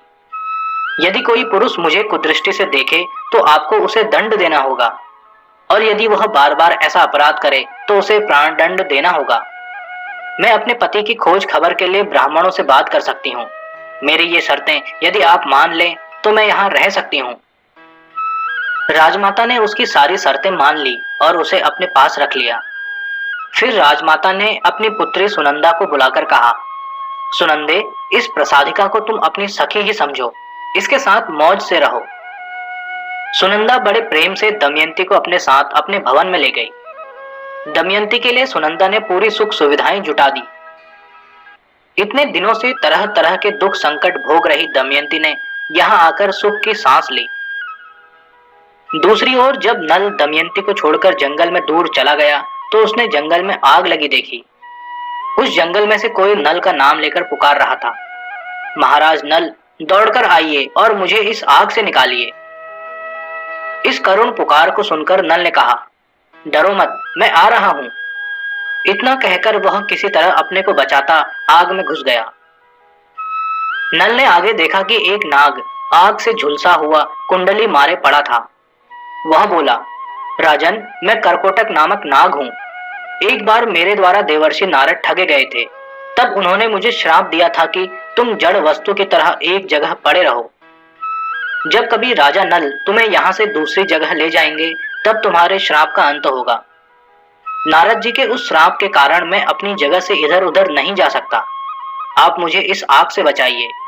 इस उपकार के बदले मैं भी आपका एक काम बनाऊंगा। बस आप जल्दी से मुझे यहाँ से निकालिए। नल ने करकोटक नाग को उठाया और शीघ्रता से आग से बाहर ले आया। जब उस नाग की जान बच गई तो उसने नल से कहा, आप अपने पग गिनते हुए चलिए, मैं आपकी भलाई के लिए एक उपाय करूंगा। राजा नल नाग की बात मानकर अपने पग गिनता हुआ आगे को चला। 1 2 3 गिनते हुए जब नल ने 10 कहा तो करकोटक नाग ने नल को पीछे से डस लिया। नाग के डसते ही नल का गोरा रंग एकदम काला हो गया। अपने को काला कुरूप हुआ देखकर नल को बड़ा आश्चर्य हुआ। उसने नाग की ओर प्रश्न सूचक दृष्टि से देखा तो नाग बोला, राजन, मैंने आपकी भलाई के लिए ही आपका रंग बदला है। अब कोई आपको पहचान नहीं सकेगा और मेरे विष के प्रभाव से आपके शरीर में घुसा बैठा कलयुग हर समय जलता रहेगा। उसने आपको घोर कष्ट दिया है, अब वह कष्ट पाएगा। मेरी कृपा के कारण आपको तीखे दांतों वाले जीव जंतु से कभी खतरा नहीं होगा। साथ ही ब्राह्मणों के श्राप से भी आप बचे रहेंगे। आपको किसी विष से भी कष्ट नहीं होगा। युद्ध में आप सदा विजयी होंगे। अब आप यहाँ से राजा ऋतुपर्ण के पास चले जाइए और अपने को बाहुक नामक सारथी बताइए। अयोध्या के राजा ऋतुपर्ण जुए की विद्या के जानकार हैं। उन्हें घोड़े हाँकने की विद्या सिखाकर उसके बदले जुए की विद्या सीख लेना। उनसे आपकी मित्रता हो जाएगी, तभी आपके बुरे दिन समाप्त होंगे। आपको अपना खोया हुआ राज्य, पत्नी और संतान सभी कुछ मिल जाएगा।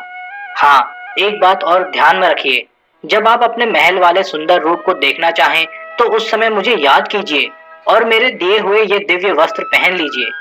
ऐसा करने पर आपका पहले वाला सुंदर गौर वर्ण आपको प्राप्त हो जाएगा। करकोटक नाग के कहे अनुसार नल वहां से अयोध्या की ओर चल पड़ा और 10वें दिन वहां पहुंच गया। राजा ऋतुपर्ण के दरबार में उपस्थित होकर नल ने कहा, राजन, मैं बाहुक नामक सारथी हूँ और घोड़े हाँकने की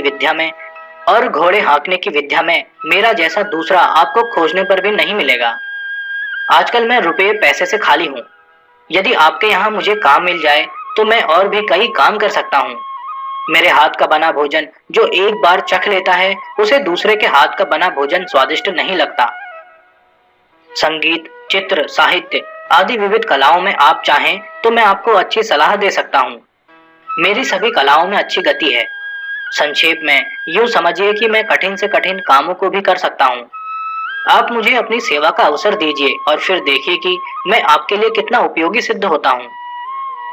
राजा ऋतुपर्ण बाहुक की बातें सुनकर बहुत प्रभावित हुआ। ऐसे गुणी आदमी को कौन नौकरी नहीं देना चाहेगा। ऋतुपर्ण ने उसे नौकरी पर रख लिया और कहा कि मैं सदा तेज चाल पसंद करता हूँ। हवा से बातें करते घोड़े और तेज दौड़ता रथ मुझे सदा आकर्षित करते हैं। तो आज से तुम हमारी घुड़साल के अध्यक्ष हुए। 10,000 मुद्राएं वार्षिक वेतन तुम्हें मिलेगा और भी जो सुविधाएं तुम चाहोगे तुम्हें मिलेंगी। हमारे ये 2 सारथी वार्ष्णेय और जीवक तुम्हारे सहायक होंगे। बाहुक के रूप में नल ऋतुपर्ण की घुड़साल का अध्यक्ष बनकर अयोध्या में रहने लगे। भूख प्यास और ओढ़ने पहनने की कठिनाई तो दूर हो गई, पर नल क्षण भर के लिए भी दमयंती की याद को नहीं भुला पाता।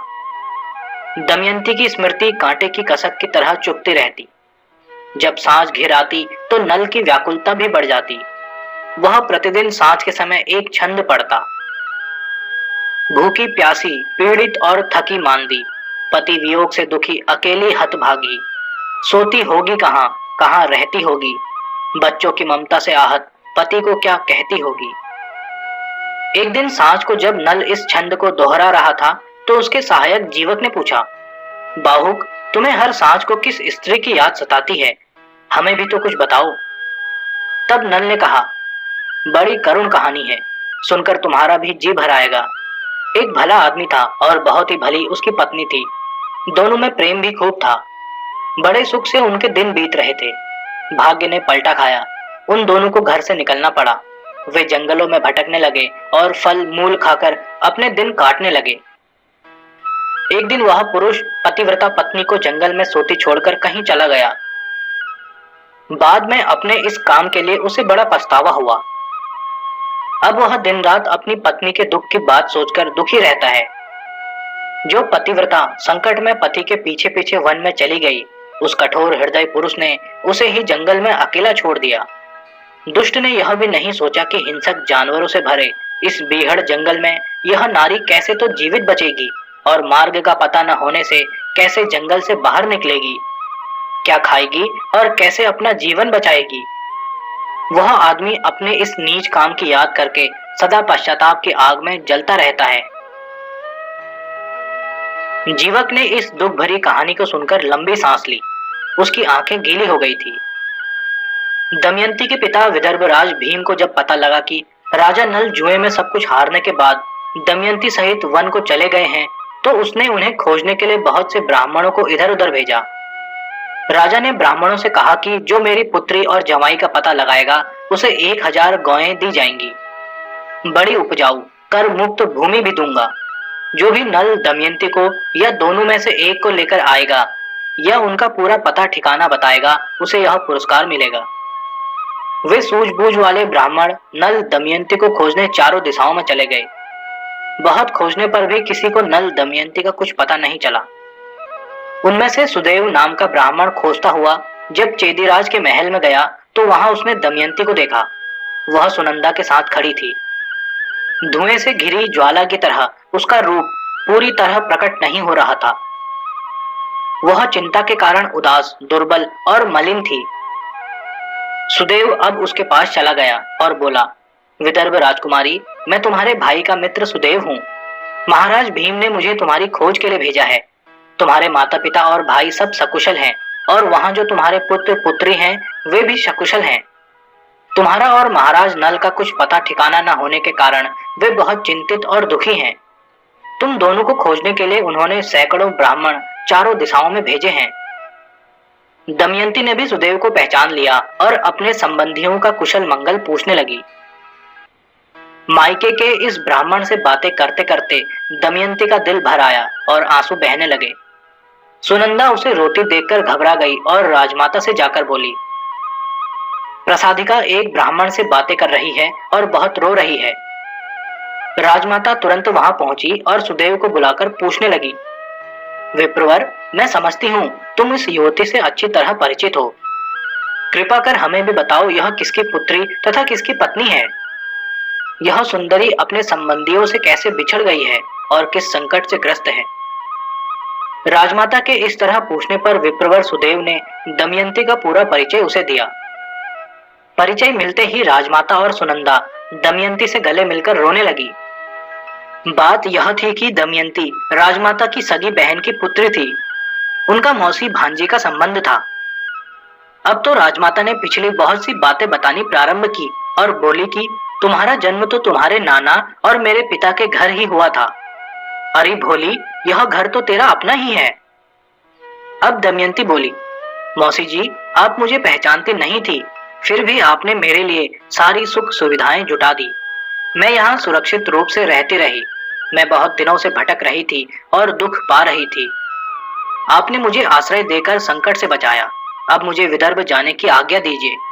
मेरे लिए माता पिता और भाई सभी चिंतित हैं। मेरे 2 बच्चे भी वहीं हैं। माता पिता की याद करके शोकाकुल रहते होंगे। अब तो आप किसी अच्छी सी सवारी की व्यवस्था कर दें ताकि मैं जल्दी से विदर्भ पहुंच सकूं। राजमाता ने दमयंती के लिए पालकी की व्यवस्था कर दी और सुरक्षा के लिए एक सैनिक दल भी साथ भेज दिया। खाने पीने की और दूसरी आवश्यक वस्तुएं भी साथ भेज दी, जिससे मार्ग में किसी प्रकार का कष्ट न हो। दमयंती कुछ दिनों बाद विदर्भ देश में अपने माता पिता के पास जा पहुंची। उसके मायके के लोग उसे देखकर बहुत प्रसन्न हुए और सबने उसका आदर सत्कार किया। दमयंती भी उन्हें छाती से लगाकर बड़ी देर तक प्यार करती रही। इसके बाद दमयंती ने देवताओं और ब्राह्मणों का पूजन किया। राजा भीम ने पुत्री को खोज लाने वाले ब्राह्मण को 1000 गौएं, एक गांव, करमुक्त भूमि और धन देकर विदा किया। दूसरे दिन दमयंती ने अपनी माता से कहा, माँ, यदि तुम मुझे जीवित देखना चाहती हो तो अपने जवाई की खोज कराने का एक और प्रयत्न करो। सच कहती हूँ, मैं उनके बिना जीवित नहीं रहूंगी। बेटी की बात सुनकर माँ की आंखें भर आई। रानी ने दमयंती को कोई उत्तर नहीं दिया। वह मन में कुछ सोचती रही। फिर रानी ने यह बात राजा भीम को बताई और नल को खोजने के लिए दोबारा प्रयत्न करने को कहा।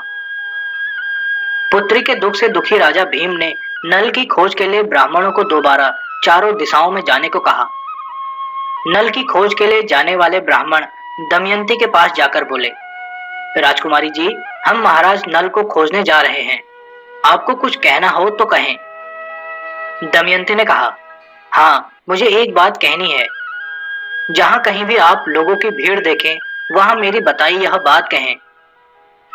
प्रियतम छलिए, आधी साड़ी पहने मुझको वन में सोई हुई छोड़कर कहाँ गए तुम। मैं वैसी की वैसी जैसी छोड़ गए थे। ओ पत्थर दिल, पतिव्रता से क्यों मुंह मोड़ गए थे। आग विरह की मेरी छाती दग्ध कर रही। तेरे दर्शन की आशा से नहीं मर रही। उत्तर दो मेरी बातों का, मेरे मन के मीत। ब्राह्मणों, यह कहकर आप महाराज को खोजने का प्रयत्न करें। जो व्यक्ति इस बात को सुनकर व्याकुल हो उठे, आंसू बहाने लगे या कुछ उत्तर दे तो उससे विशेष रूप से पूछताछ करना। दमयंती की बात सुनकर समझकर ब्राह्मण नल को खोजने निकल पड़े। वे चारों दिशाओं में खोजते खोजते थक गए, पर राजा नल का कुछ पता नहीं चला। बहुत दिनों बाद पर्णाद नामक ब्राह्मण लौटकर दमयंती के पास आया और बोला, मैंने अयोध्या के राजा ऋतुपर्ण की राजसभा में तुम्हारा कहा हुआ सुनाया, पर किसी ने कोई उत्तर नहीं दिया। वहां से जब मैं लौटने लगा तो बाहुक नाम वाले एक व्यक्ति ने एकांत में मुझे तुम्हारी बातों का उत्तर दिया। वह व्यक्ति महाराज ऋतुपर्ण का मुख्य सारथी है। वह देखने में काला कलूटा है, घोड़ों को हाँकने में वह बड़ा कुशल है और उसके बनाए भोजन में अद्भुत स्वाद होता है। वह लंबे सांस लेकर आंसू बहाता रहा और मुझसे कुशल समाचार पूछकर बोला, उत्तम कुल की नारियां संकट में पड़ने पर भी अपने सील की रक्षा करती हैं। उन्हें अपने पतियों पर क्रोध नहीं आता। पक्षियों ने जिसका एकमात्र वस्त्र तक हर लिया था और जो घोर संकट के कारण अपना विवेक खो चुका था, उस पर तुम्हें क्रोध नहीं करना चाहिए। मुझे क्षमा कर दो और मुझ पर क्रोध न करो। बाहुक का यह उत्तर सुनकर मैं तुरंत यहाँ चला आया। अब आप ही निश्चय करें कि क्या करना उचित होगा और उचित समझें तो महाराज को भी ये बातें बता दें। परनाथ की ये बातें सुनकर दमयंती की आंखों से आंसुओं की धारा बहने लगी। वह एकांत में अपनी माता से जाकर बोली, मैं महाराज नल को यहाँ बुलाने का एक उपाय करना चाहती हूँ, पर पिताजी को इसका पता नहीं लगना चाहिए। मैं सुदेव ब्राह्मण को ऋतुपर्ण की राजधानी अयोध्या में भेजना चाहती हूँ। फिर उसने परनाथ को बहुत सा धन देकर विदा किया और वचन दिया कि जब महाराज नल आ जाएंगे तब और भी दूंगी।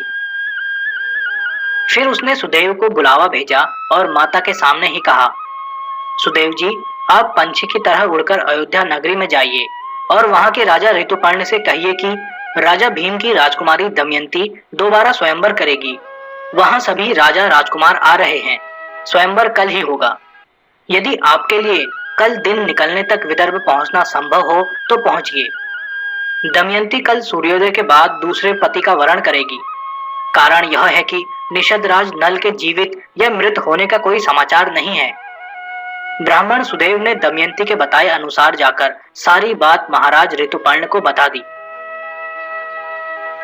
सुदेव से स्वयंवर का समाचार पाकर राजा ऋतुपर्ण ने तुरंत बाहुक को बुला भेजा। उसके आ जाने पर राजा ने कहा, बाहुक, एक ऐसा काम आ पड़ा है जिसमें मुझे तुम्हारी सहायता की आवश्यकता है। इस अवसर पर मैं तुम्हारे अश्व चालन के कौशल को देखना चाहता हूँ। बात यह है कि विदर्भ की राजकुमारी दमयंती का दोबारा स्वयंवर हो रहा है। कल सूर्योदय के बाद वह दूसरे पति का वरण करेगी। अब तुम ऐसा उपाय करो कि मैं कल सूर्योदय तक विदर्भ पहुंच सकूं। बोलो, पहुंचा दोगे ना? राजा ऋतुपर्ण की बात सुनकर नल की छाती फटने लगी। उसे विश्वास नहीं हो रहा था कि दमयंती जैसी पतिव्रता नारी दूसरे पति का वरण कर सकती है। वह चिंता में डूबकर तरह तरह की बातें सोचने लगा। फिर उसके मन में विचार आया कि संभवतः मुझे प्राप्त करने के लिए ही दमयंती ने यह उपाय सोचा है। यह भी हो सकता है कि मैं उसे धोखा देकर जंगल में अकेले छोड़कर चला गया था, इसलिए मेरी ओर से दमयंती का मन फिर गया हो। स्त्रियों का मन बड़ा चंचल होता है। मेरा कुछ भी पता ठिकाना न होने से ही वह ऐसा कर रही होगी। पर वह 2 बच्चों की मां है। अब इस उम्र में वह दूसरे पति की इच्छा क्यों करेगी? खैर, जो भी होगा देखा जाएगा। राजा ऋतुपर्ण के साथ वहां जाकर सच झूठ का पता चल जाएगा। एक पंथ 2 काज। ऋतुपर्ण की इच्छा भी पूरी हो जाएगी और मेरा संशय भी मिट जाएगा। मन में यह सोचकर बाहुक ने दोनों हाथ जोड़कर राजा ऋतुपर्ण से निवेदन किया, महाराज, मैंने आपकी आज्ञा सुन ली है। मैं आपको ठीक समय पर विदर्भ पहुंचा दूंगा। आप निश्चिंत रहें। राजा ने रथ तैयार करने को कहा। बाहुक बढ़िया घोड़े छाटने के लिए घुड़साल में पहुंचा। उसने देखने में दुबले किंतु दौड़ने में तेज बढ़िया जाति के घोड़ों को चुना। इन घोड़ों की नाक मोटी और ठोड़ी चौड़ी थी। सिंधु देश के ये घोड़े हवा से बातें करने वाले थे। उनके शरीर पर जगह जगह बालों में भंवरियां थी। प्रत्येक घोड़े में कम से कम 10 भंवरियां थी। राजा ऋतुपर्ण ने इन दुबले पतले घोड़ों को देखा तो उसे क्रोध आ गया। उसने बाहुक से कहा, ये कैसे बेकार घोड़े तुमने चुने हैं? तुम मुझे धोखा देना चाहते हो। इतना लंबा मार्ग इतने कम समय में ये घोड़े कभी भी तय नहीं कर सकते। बाहुक ने कहा, राजन, मैंने अपनी समझ के अनुसार ठीक घोड़े चुने हैं। ये आपको ठीक समय पर विदर्भ पहुंचा देंगे। यदि ये घोड़े आपको पसंद नहीं हैं, तो जिन्हें आप बताएं उन्हें जोत दूंगा। ऋतुपर्ण ने कहा, मैं इस बारे में कुछ नहीं जानता, तुम ही इस विद्या को जानते हो, जैसा ठीक समझो वैसा करो। तब बाहुक ने 4 वेगशाली घोड़ों को रथ में जोता। राजा ऋतुपर्ण बड़ी उतावली के साथ रथ पर सवार हुए, इसलिए उनके चढ़ते ही वे उत्तम घोड़े घुटने के बल धरती पर गिर पड़े। बाहुक ने उन घोड़ों को पुचकार कर खड़ा किया और रथ हाँकने लगा। जब रथ पूरी गति से दौड़ने लगा तो राजा ऋतुपर्ण के आश्चर्य का ठिकाना न रहा। उसे लगा कि घोड़े दौड़ नहीं उड़ रहे हैं। बाहुक की घोड़े हाँकने की विद्या पर ऋतुपर्ण मुग्ध हो गए। बाहुक ने अपने सहायक वार्ष्णेय को भी साथ ले लिया था। वही पहले नल का सारथी था और नल के पुत्र पुत्री को कुंडिनपुर छोड़कर ऋतुपर्ण के पास नौकर हो गया था। वार्ष्णेय सोचने लगा, इस धरती पर राजा नल ही इस कला में निपुण थे। कहीं बाहुक के रूप में ये राजा नल ही तो नहीं है। पर राजा नल का रूप तो अत्यंत सुंदर है, वह बाहुक से कुछ भारी शरीर के भी हैं, किंतु अवस्था तो दोनों की एक जैसी ही है। कौन जाने वे इस बदले हुए ये राजा नल ही हों। राजा ऋतुपर्ण को पूरा विश्वास हो गया कि बाहुक ठीक समय पर विदर्भ पहुंचा देगा। मार्ग तेजी से कटने लगा। नदियों, पर्वतों, वनों और सरोवरों को लांघता हुआ रथ आगे बढ़ता गया। रथ के तेज दौड़ने से वायु के वेग के कारण राजा ऋतुपर्ण का उत्तरीय गिर गया। राजा ने तुरंत बाहुक को रथ रोकने के लिए कहा ताकि उत्तरीय को उठाया जा सके। राजा की बात सुनकर बाहुक ने उत्तर दिया, महाराज, आपका उत्तरीय बहुत दूर रह गया। हम उस जगह से 4 कोस आगे निकल आए हैं, अब वह नहीं मिल सकता। बाहुक का उत्तर सुनकर राजा ऋतुपर्ण चुप हो गए। आगे मार्ग में राजा को बहेड़े का एक विशाल वृक्ष दिखाई दिया। उस वृक्ष को दिखाते हुए ऋतुपर्ण ने कहा, जैसे तुम्हारी घोड़े हाँकने की कला अद्भुत है, ऐसे ही गिनती करने की विद्या में मैं भी विशेष योग्यता रखता हूँ। सभी बातें सभी लोग नहीं जानते। कोई किसी बात को जानता है तो कोई किसी दूसरी बात को। बाहुक, इस वृक्ष में जितने फल और पत्ते हैं उन सबको मैं बताता हूँ। वृक्ष में लगे हुए पत्तों और फलों की संख्या से नीचे गिरे हुए पत्तों और फलों की संख्या 100 से अधिक है। वृक्ष में 2095 फल लगे हुए हैं और पत्तों की संख्या 5 करोड़ है। तुम चाहो तो वृक्ष को काटकर गिनती कर लो। बाहुक ने रथ रोककर कहा, वृक्ष को काटकर और फलों को गिनकर ही आपकी गणना की सत्यता की जांच हो सकती है। ऐसा किए बिना आपकी बात पर विश्वास करना कठिन है। यदि वार्ष्णेय 2 घड़ी घोड़ों की लगाम संभाले तो मैं फलों को गिन लूंगा। राजा ने कहा, बाहुक, यह समय रुकने का नहीं है। बाहुक बोला, मैं गिनने में ज्यादा देर नहीं लगाऊंगा। यदि आपको बहुत जल्दी है तो वार्ष्णेय को सारथी बनाकर चले जाइए। तब राजा ने उसे मनाते हुए कहा, तुम ही मुझे विदर्भ पहुंचा सकते हो, वार्ष्णेय तुम्हारी बराबरी नहीं कर सकता। इस काम में विघ्न मत डालो, मुझे तुम्हारा ही भरोसा है। बाहुक ने कहा, मैं बेहड़ों के फलों को गिनकर ही यहां से चलूंगा, आप मेरी बात मान लीजिए। राजा ने अनमने होकर कहा, अच्छा गिन लो। बाहुक ने वृक्ष को तुरंत काट डाला और फल गिने तो वे उतने ही निकले जितने राजा ने बताए थे। अब बाहुक ने राजा से कहा, महाराज, गणित विद्या में आपकी निपुणता आश्चर्यजनक है। इस विद्या का रहस्य मुझे भी बताने की कृपा करें। राजा ने कहा, बाहुक, जुए के खेल में और गणित में तुम मुझे अत्यंत निपुण समझो। बाहुक ने कहा, राजन, आप यह विद्या मुझे बता दीजिए और बदले में मुझसे अश्व विद्या सीख लीजिए। राजा ने यह बात मान ली। फिर कहा, तुम मुझसे इसी समय जुआ खेलने की विद्या ग्रहण कर लो, अश्व विद्या मैं तुमसे फिर सीख लूंगा। जो ही बाहुक बने नल ने जुए की विद्या सीख ली, कली उसके शरीर से बाहर निकल गया। कली की कर्कोटक नाग के विष की जलन और दमयंती के श्राप की आग भी शांत हो गई और कली ने अपने वास्तविक स्वरूप को प्रकट किया। कली के निकलने से नल की बुद्धि भी निर्मल हो गई। कली को देखकर राजा नल उसे श्राप देने लगे। यह देख कली भय से कांपता हुआ हाथ जोड़कर उनसे बोला, राजन, अपने क्रोध को रोकिए, मैं आपके यश का विस्तार करूंगा। आपकी सती साध्वी पत्नी के श्राप और कर्कोटक नाग के विष के प्रभाव से मैंने भी घोर कष्ट भोगा है। मुझे भारी दंड मिल चुका है। यदि आप इस समय मुझे क्षमा कर दें तो मैं आपको वरदान देता हूँ कि जो कोई आपका नाम लेगा और आपके चरित्र का गुणगान करेगा, उस पर मेरा बुरा प्रभाव नहीं पड़ेगा। कली के विनय वचनों से नल का क्रोध शांत हो गया। जिस समय कली और नल में ये बातें हो रही थी, दूसरों को कली दिखाई नहीं दे रहा था। कली के अदृश्य हो जाने पर राजा नल की सारी चिंताएं दूर हो गई। वे उन वेगशाली घोड़ों को हाँकते हुए विदर्भ की ओर बढ़ चले। क्योंकि कली बहेड़े के वृक्ष में प्रविष्ट हो गया था, इसलिए वह निंदित माना जाने लगा। सांझ के समय राजा ऋतुपर्ण का रथ विदर्भ जा पहुंचा। राजकर्मियों ने ऋतुपर्ण आगमन की सूचना राजा भीम को दी।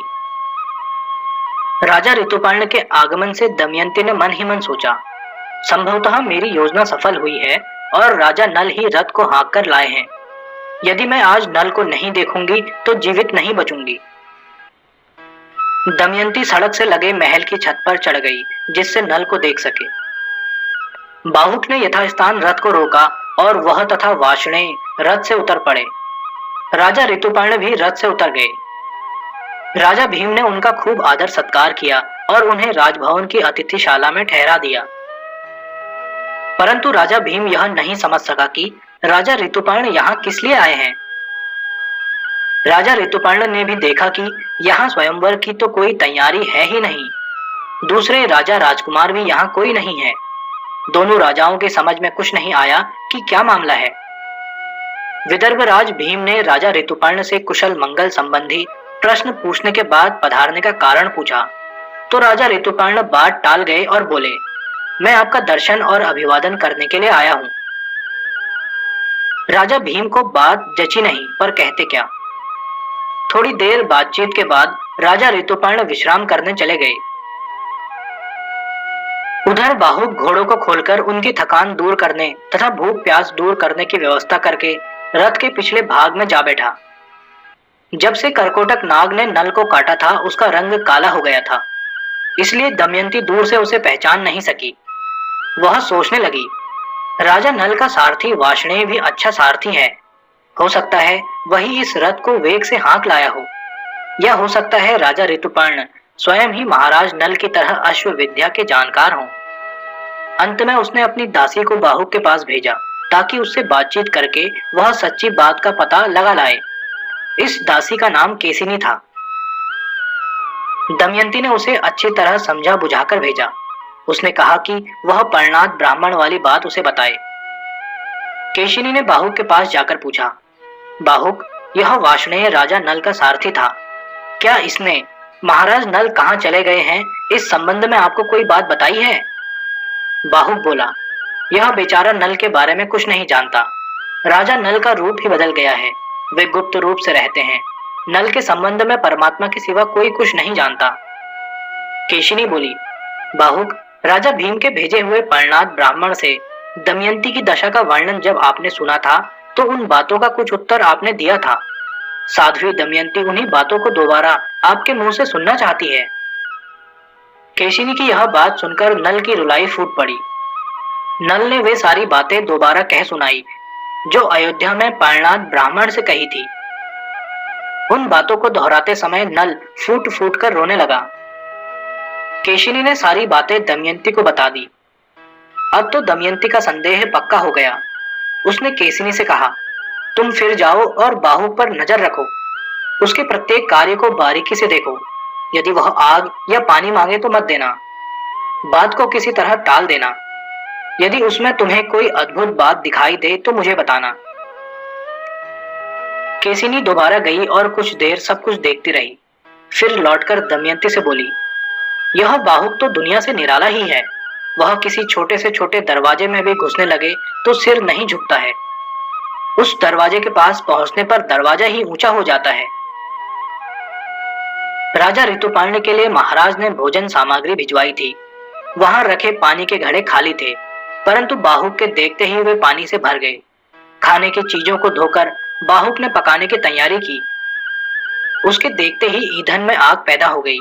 एक और भी आश्चर्य की बात मैंने देखी। आग को स्पर्श करने पर भी बाहुक का हाथ जलता नहीं है।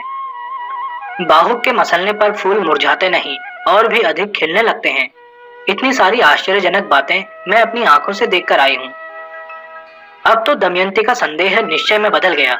वह जान गई कि बाहुक के वेश में ये राजा नल ही है। दमयंती ने केशिनी को एक बार फिर वहां जाने के लिए कहा और बताया कि किसी तरह उसकी बनाई हुई रसोई में से कोई चीज उठा लाओ। केशिनी ने यह कार्य भी कर दिया। उस भोजन को चखकर दमयंती का विश्वास और भी पक्का हो गया। इस बार दमयंती ने अपने पुत्र और पुत्री को केशिनी के साथ बाहुक के पास भेजा। नल ने उन दोनों को पहचान लिया और दौड़कर दोनों को छाती से लगा लिया। फिर वह केशिनी से बोला, भद्रे, मेरे भी इतने ही बड़े 2 बच्चे हैं। इन्हें देख मुझे उनकी याद आ गई, इसलिए आंखों से ये आंसू बह रहे हैं। और सुनो, तुम बार बार यहाँ आ रही हो, कोई देखेगा तो पता नहीं क्या सोचेगा, इसलिए तुम महल में चली जाओ। केशिनी ने फिर सारी बातें दमयंती को बताई। अब दमयंती ने केशिनी को अपनी माँ के पास भेजा और कहलवाया, मुझे इस बाहुक के ही नल होने का संदेह था। मैं बार बार परीक्षा करके देख चुकी हूँ। अब एक बात शेष रह गई है कि इसका रंग रूप नल जैसा क्यों नहीं है। इसका पता लगाने के लिए मैं स्वयं वहां जाना चाहती हूँ। आप या तो बाहुक को यहाँ बुलाने की व्यवस्था करें या मुझे वहां जाने की अनुमति दें। रानी ने विदर्भराज को सारी बातें बताकर दमयंती को आज्ञा दी। दमयंती ने नल को अपने भवन में बुलाया। दमयंती को देखते ही राजा नल आंसुओं की धारा बहाने लगे। दमयंती के धैर्य का बांध भी टूट गया, वह भी रोने लगी। रोते रोते दमयंती बोली, बाहुक, क्या तुम महाराज नल के सिवा किसी दूसरे ऐसे धर्मात्मा पुरुष को जानते हो जो जंगल में सोई अपनी पत्नी को छोड़कर चला गया हो? मैंने स्वयंवर में देवताओं को छोड़कर उनका वरण किया था। मैंने कभी भी उनकी किसी आज्ञा का उल्लंघन नहीं किया। मैं संतानवती भी हूँ, फिर भी वे मुझे उस दशा में छोड़कर चले गए। उन्होंने अग्नि को साक्षी करके जो प्रतिज्ञा की थी उसे कैसे भूल गए? दमयंती जब ये बातें कह रही थी, नल की आंखों से गरम गरम आंसुओं की धारा बह रही थी। नल ने कहा, शोभने, वह सब कली की करतूत थी। उसके प्रभाव से मेरी बुद्धि मलिन हो गई थी। अब मैं उसके प्रभाव से छूट चुका हूँ। अब हमारे दुखों का अंत होने वाला है। मैं तुम्हारे लिए यहाँ आया हूँ। तुम मुझे छोड़कर दूसरे पति का वरण करने को कैसे तैयार हो गई हो? मैं तुम्हारा भक्त और एक पत्नी व्रती हूँ। फिर भी तुम यह क्या कर रही हो? तुम्हारे स्वयंवर का निमंत्रण पाकर ही तो राजा ऋतुपर्ण यहाँ आए हैं। नल के मन में मेरे प्रति संदेह उत्पन्न हो गया है। यह जानकर दमयंती का हृदय कांप उठा और हाथ जोड़कर बोली, आप दूसरे स्वयंवर की जिस बात को लेकर मुझ पर संदेह कर रहे हैं, वह बात तो आपको यहाँ बुलाने के लिए झूठ मूठ कही गई थी। क्या आपको यहाँ स्वयंवर की तैयारी दिख रही है? यहाँ आपके आश्रयदाता ऋतुपर्ण के अतिरिक्त कोई राजा या राजकुमार उपस्थित दिखाई दे रहा है? यदि नहीं तो फिर यह संदेह व्यर्थ है। पिता के भेजे हुए पर्णात ब्राह्मण ने अयोध्या में जो गाथा गाई, उसके उत्तर में आपने कुछ बातें कही। उससे मुझे लगा कि आप वहां रह रहे हैं, इसलिए आपको बुलाने के लिए मैंने यह उपाय किया था। स्वयंवर की बात का तो पिताजी तक को पता नहीं है। मैं आपके चरण छूकर सौगंध खाती हूँ कि मैंने कभी स्वप्न में भी परपुरुष का चिंतन नहीं किया है। नल को जब अयोध्या में राजा ऋतुपर्ण ने दमयंती के स्वयंवर में चलने को कहा था, तब भी नल के मन में यह बात आई थी कि हो सकता है दमयंती ने मुझे बुलाने के लिए यह उपाय सोचा हो। दमयंती के स्पष्टीकरण से नल का मन उसके प्रति निर्मल हो गया। अब नल ने मन में करकोटक नाग का स्मरण किया और उसके दिए हुए दोनों वस्त्र पहन लिए। ऐसा करते ही नल को पहले जैसा गौर वर्ण और सुंदर रूप पुनः प्राप्त हो गया। 3 वर्ष बाद पति को वास्तविक रूप में सामने पाकर सती साध्वी दमयंती उसे हृदय से लगाकर रोने लगी। दोनों बहुत देर तक एक दूसरे को हृदय से लगाकर रोते रहे। शोक और वियोग से दग्ध हृदयों को शीतल करते रहे। दोनों बच्चे भी वहां आ गए थे। नल उन्हें गोद में लेकर बड़ी देर तक प्यार करता रहा। दमयंती ने अपनी माता को सब बातें बताई। रानी ने राजा भीम को शुभ समाचार सुनाया। उस रात नल और दमयंती एक दूसरे को बिछोड़ने के बाद की घटनाएं सुनाते रहे और दुखों की याद करते रोते रहे। दूसरे दिन नहा धोकर और वस्त्र आभूषणों से अलंकृत होकर नल और दमयंती विदर्भ राज भीम से मिलने चले। दोनों ने राजा भीम की वंदना की। राजा भीम ने पुत्र की तरह नल को अपनाया और मंगलमय आशीष दिया। नल को आया देखकर विदर्भ की राजधानी में हर्ष और उल्लास की लहर दौड़ गई। राजा की आज्ञा से कुंडिनपुर नगर को सजाया गया। सड़कों को साफ कर पानी का छिड़काव किया गया। फूलों से सजावट की गई। नगर वासियों ने भी अपने अपने घरों के द्वारों पर सजावट की। देव मंदिरों में भी सजावट और विशेष पूजा की गई। राजा ऋतुपर्ण को जब पता लगा कि मेरे पास बाहुक नाम से सारथी का कार्य करने वाला व्यक्ति ही नल था, तो उन्हें बड़ी प्रसन्नता हुई। उन्होंने राजा नल को बुलाकर उनसे क्षमा मांगी। फिर बोले, निषद नरेश नल, यह बड़े सौभाग्य की बात है कि आप वर्षों बाद अपनी बिछड़ी हुई पत्नी से मिले। आप मेरे यहाँ जब अश्वशाला के अध्यक्ष थे, तब मुझसे जाने अनजाने यदि कोई अपराध हुआ हो तो उसे क्षमा कर दें। नल ने कहा, आपके यहाँ मैं बड़े मजे से रहा। आप हमारे पुराने मित्र और संबंधी हैं। भविष्य में भी आपका प्रेम हमें मिलना चाहिए। मैंने आपको अश्वविद्या सिखाने का वचन दिया था, आज आप उसे भी सीख लें। यह कहकर नल ने शास्त्र विधि के अनुसार ऋतुपर्ण को सारी अश्वविद्या सिखा दी। अब राजा ऋतुपर्ण दूसरे सारथी वार्ष्णेय को साथ लेकर अपनी राजधानी अयोध्या में लौट आए। नल 1 महीने तक सुखपूर्वक कुंडिनपुर में रहा। इसके बाद अपने ससुर राजा भीम से आज्ञा लेकर और थोड़े से सेवक साथ लेकर निषद देश को चल पड़ा। राजा नल का रथ 16 हाथियों द्वारा घिरा हुआ था। 50 घुड़सवार सैनिक और 600 पैदल सैनिक थे। वह बड़े हर्ष और उत्साह के साथ राजधानी में प्रविष्ट हुआ। कुछ समय बाद राजा नल ने पुष्कर के पास जाकर कहा, पुष्कर, हम फिर से जुए की एक बाजी लगाएंगे। मैं बहुत सा धन लाया हूँ। दमयंती तथा और जो कुछ भी मेरे पास है मैं दांव पर लगा रहा हूँ। इसी तरह तुम्हें भी सारा राज्य दांव पर लगाना होगा। इस दांव के साथ हम खेल शुरू करेंगे। यदि ऐसा न करना चाहो तो हम दोनों अपने प्राणों की ही बाजी लगाएंगे। मैं एक बार तुमसे हार चुका हूँ और अपना सब कुछ दे चुका हूँ। अब मैं दोबारा खेलना चाहता हूँ, तो जुए के नियम के अनुसार तुम्हें मेरे साथ खेलना ही चाहिए। और यदि तुम पासों से जुआ खेलना न चाहो तो आओ बाणों द्वारा युद्ध का खेल खेलें। आमने सामने की लड़ाई कर लो। जो बचेगा राज्य उसका। मैं तुम्हें ही चुनाव का अवसर देता हूँ। बोलो, कौन सा खेल खेलना चाहते हो? नल की बात सुनकर पुष्कर मुस्कुराते हुए बोला, बड़ी प्रसन्नता की बात है कि तुम दांव पर लगाने के लिए धन कमा लाए हो और दमयंती को भी दांव पर लगाने के लिए तैयार हो। मैं तो प्रतिदिन तुम्हारी राह देखता था। आज मेरा मनोरथ अवश्य पूरा होगा। मैंने उस समय भी तुम्हें दमयंती को दांव पर लगाने के लिए कहा था, पर तुम टाल गए थे। आज मैं दमयंती को जीतकर कृतार्थ हो जाऊंगा। उसकी बातें सुनकर नल को क्रोध तो बहुत आया। सोचा कि अभी तलवार से इस दुष्ट का सिर काट दे, परंतु क्रोध को रोककर वे हंसते हुए बोले, पुष्कर, तुम व्यर्थ ही गाल बजा रहे हो। खेल प्रारंभ करो। पहली ही बाजी में नल ने पुष्कर को हरा दिया। पुष्कर ने अपने प्राणों तक की बाजी लगा दी थी। पुष्कर को हराकर नल ने कहा, नीच, अब यह सारा राज्य मेरे अधिकार में है। साध्वी दमयंती की ओर तू आंख उठाकर भी नहीं देख सकता। आज से तू सपरिवार उसका दास हो गया। पहली बार जो तुमने मुझे हरा दिया था उसमें तेरी चातुरी नहीं, वह कली की करतूत थी। मैं तुझे प्राणों की भिक्षा देता हूँ, तू यहाँ से चला जा।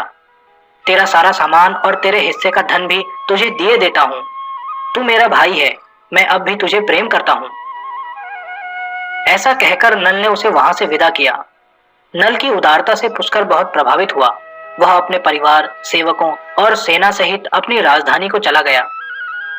राजा नल ने नगर में प्रवेश करके नगर निवासियों को सांत्वना दी और वे सब भी राजा नल को पाकर अत्यंत प्रसन्न हुए।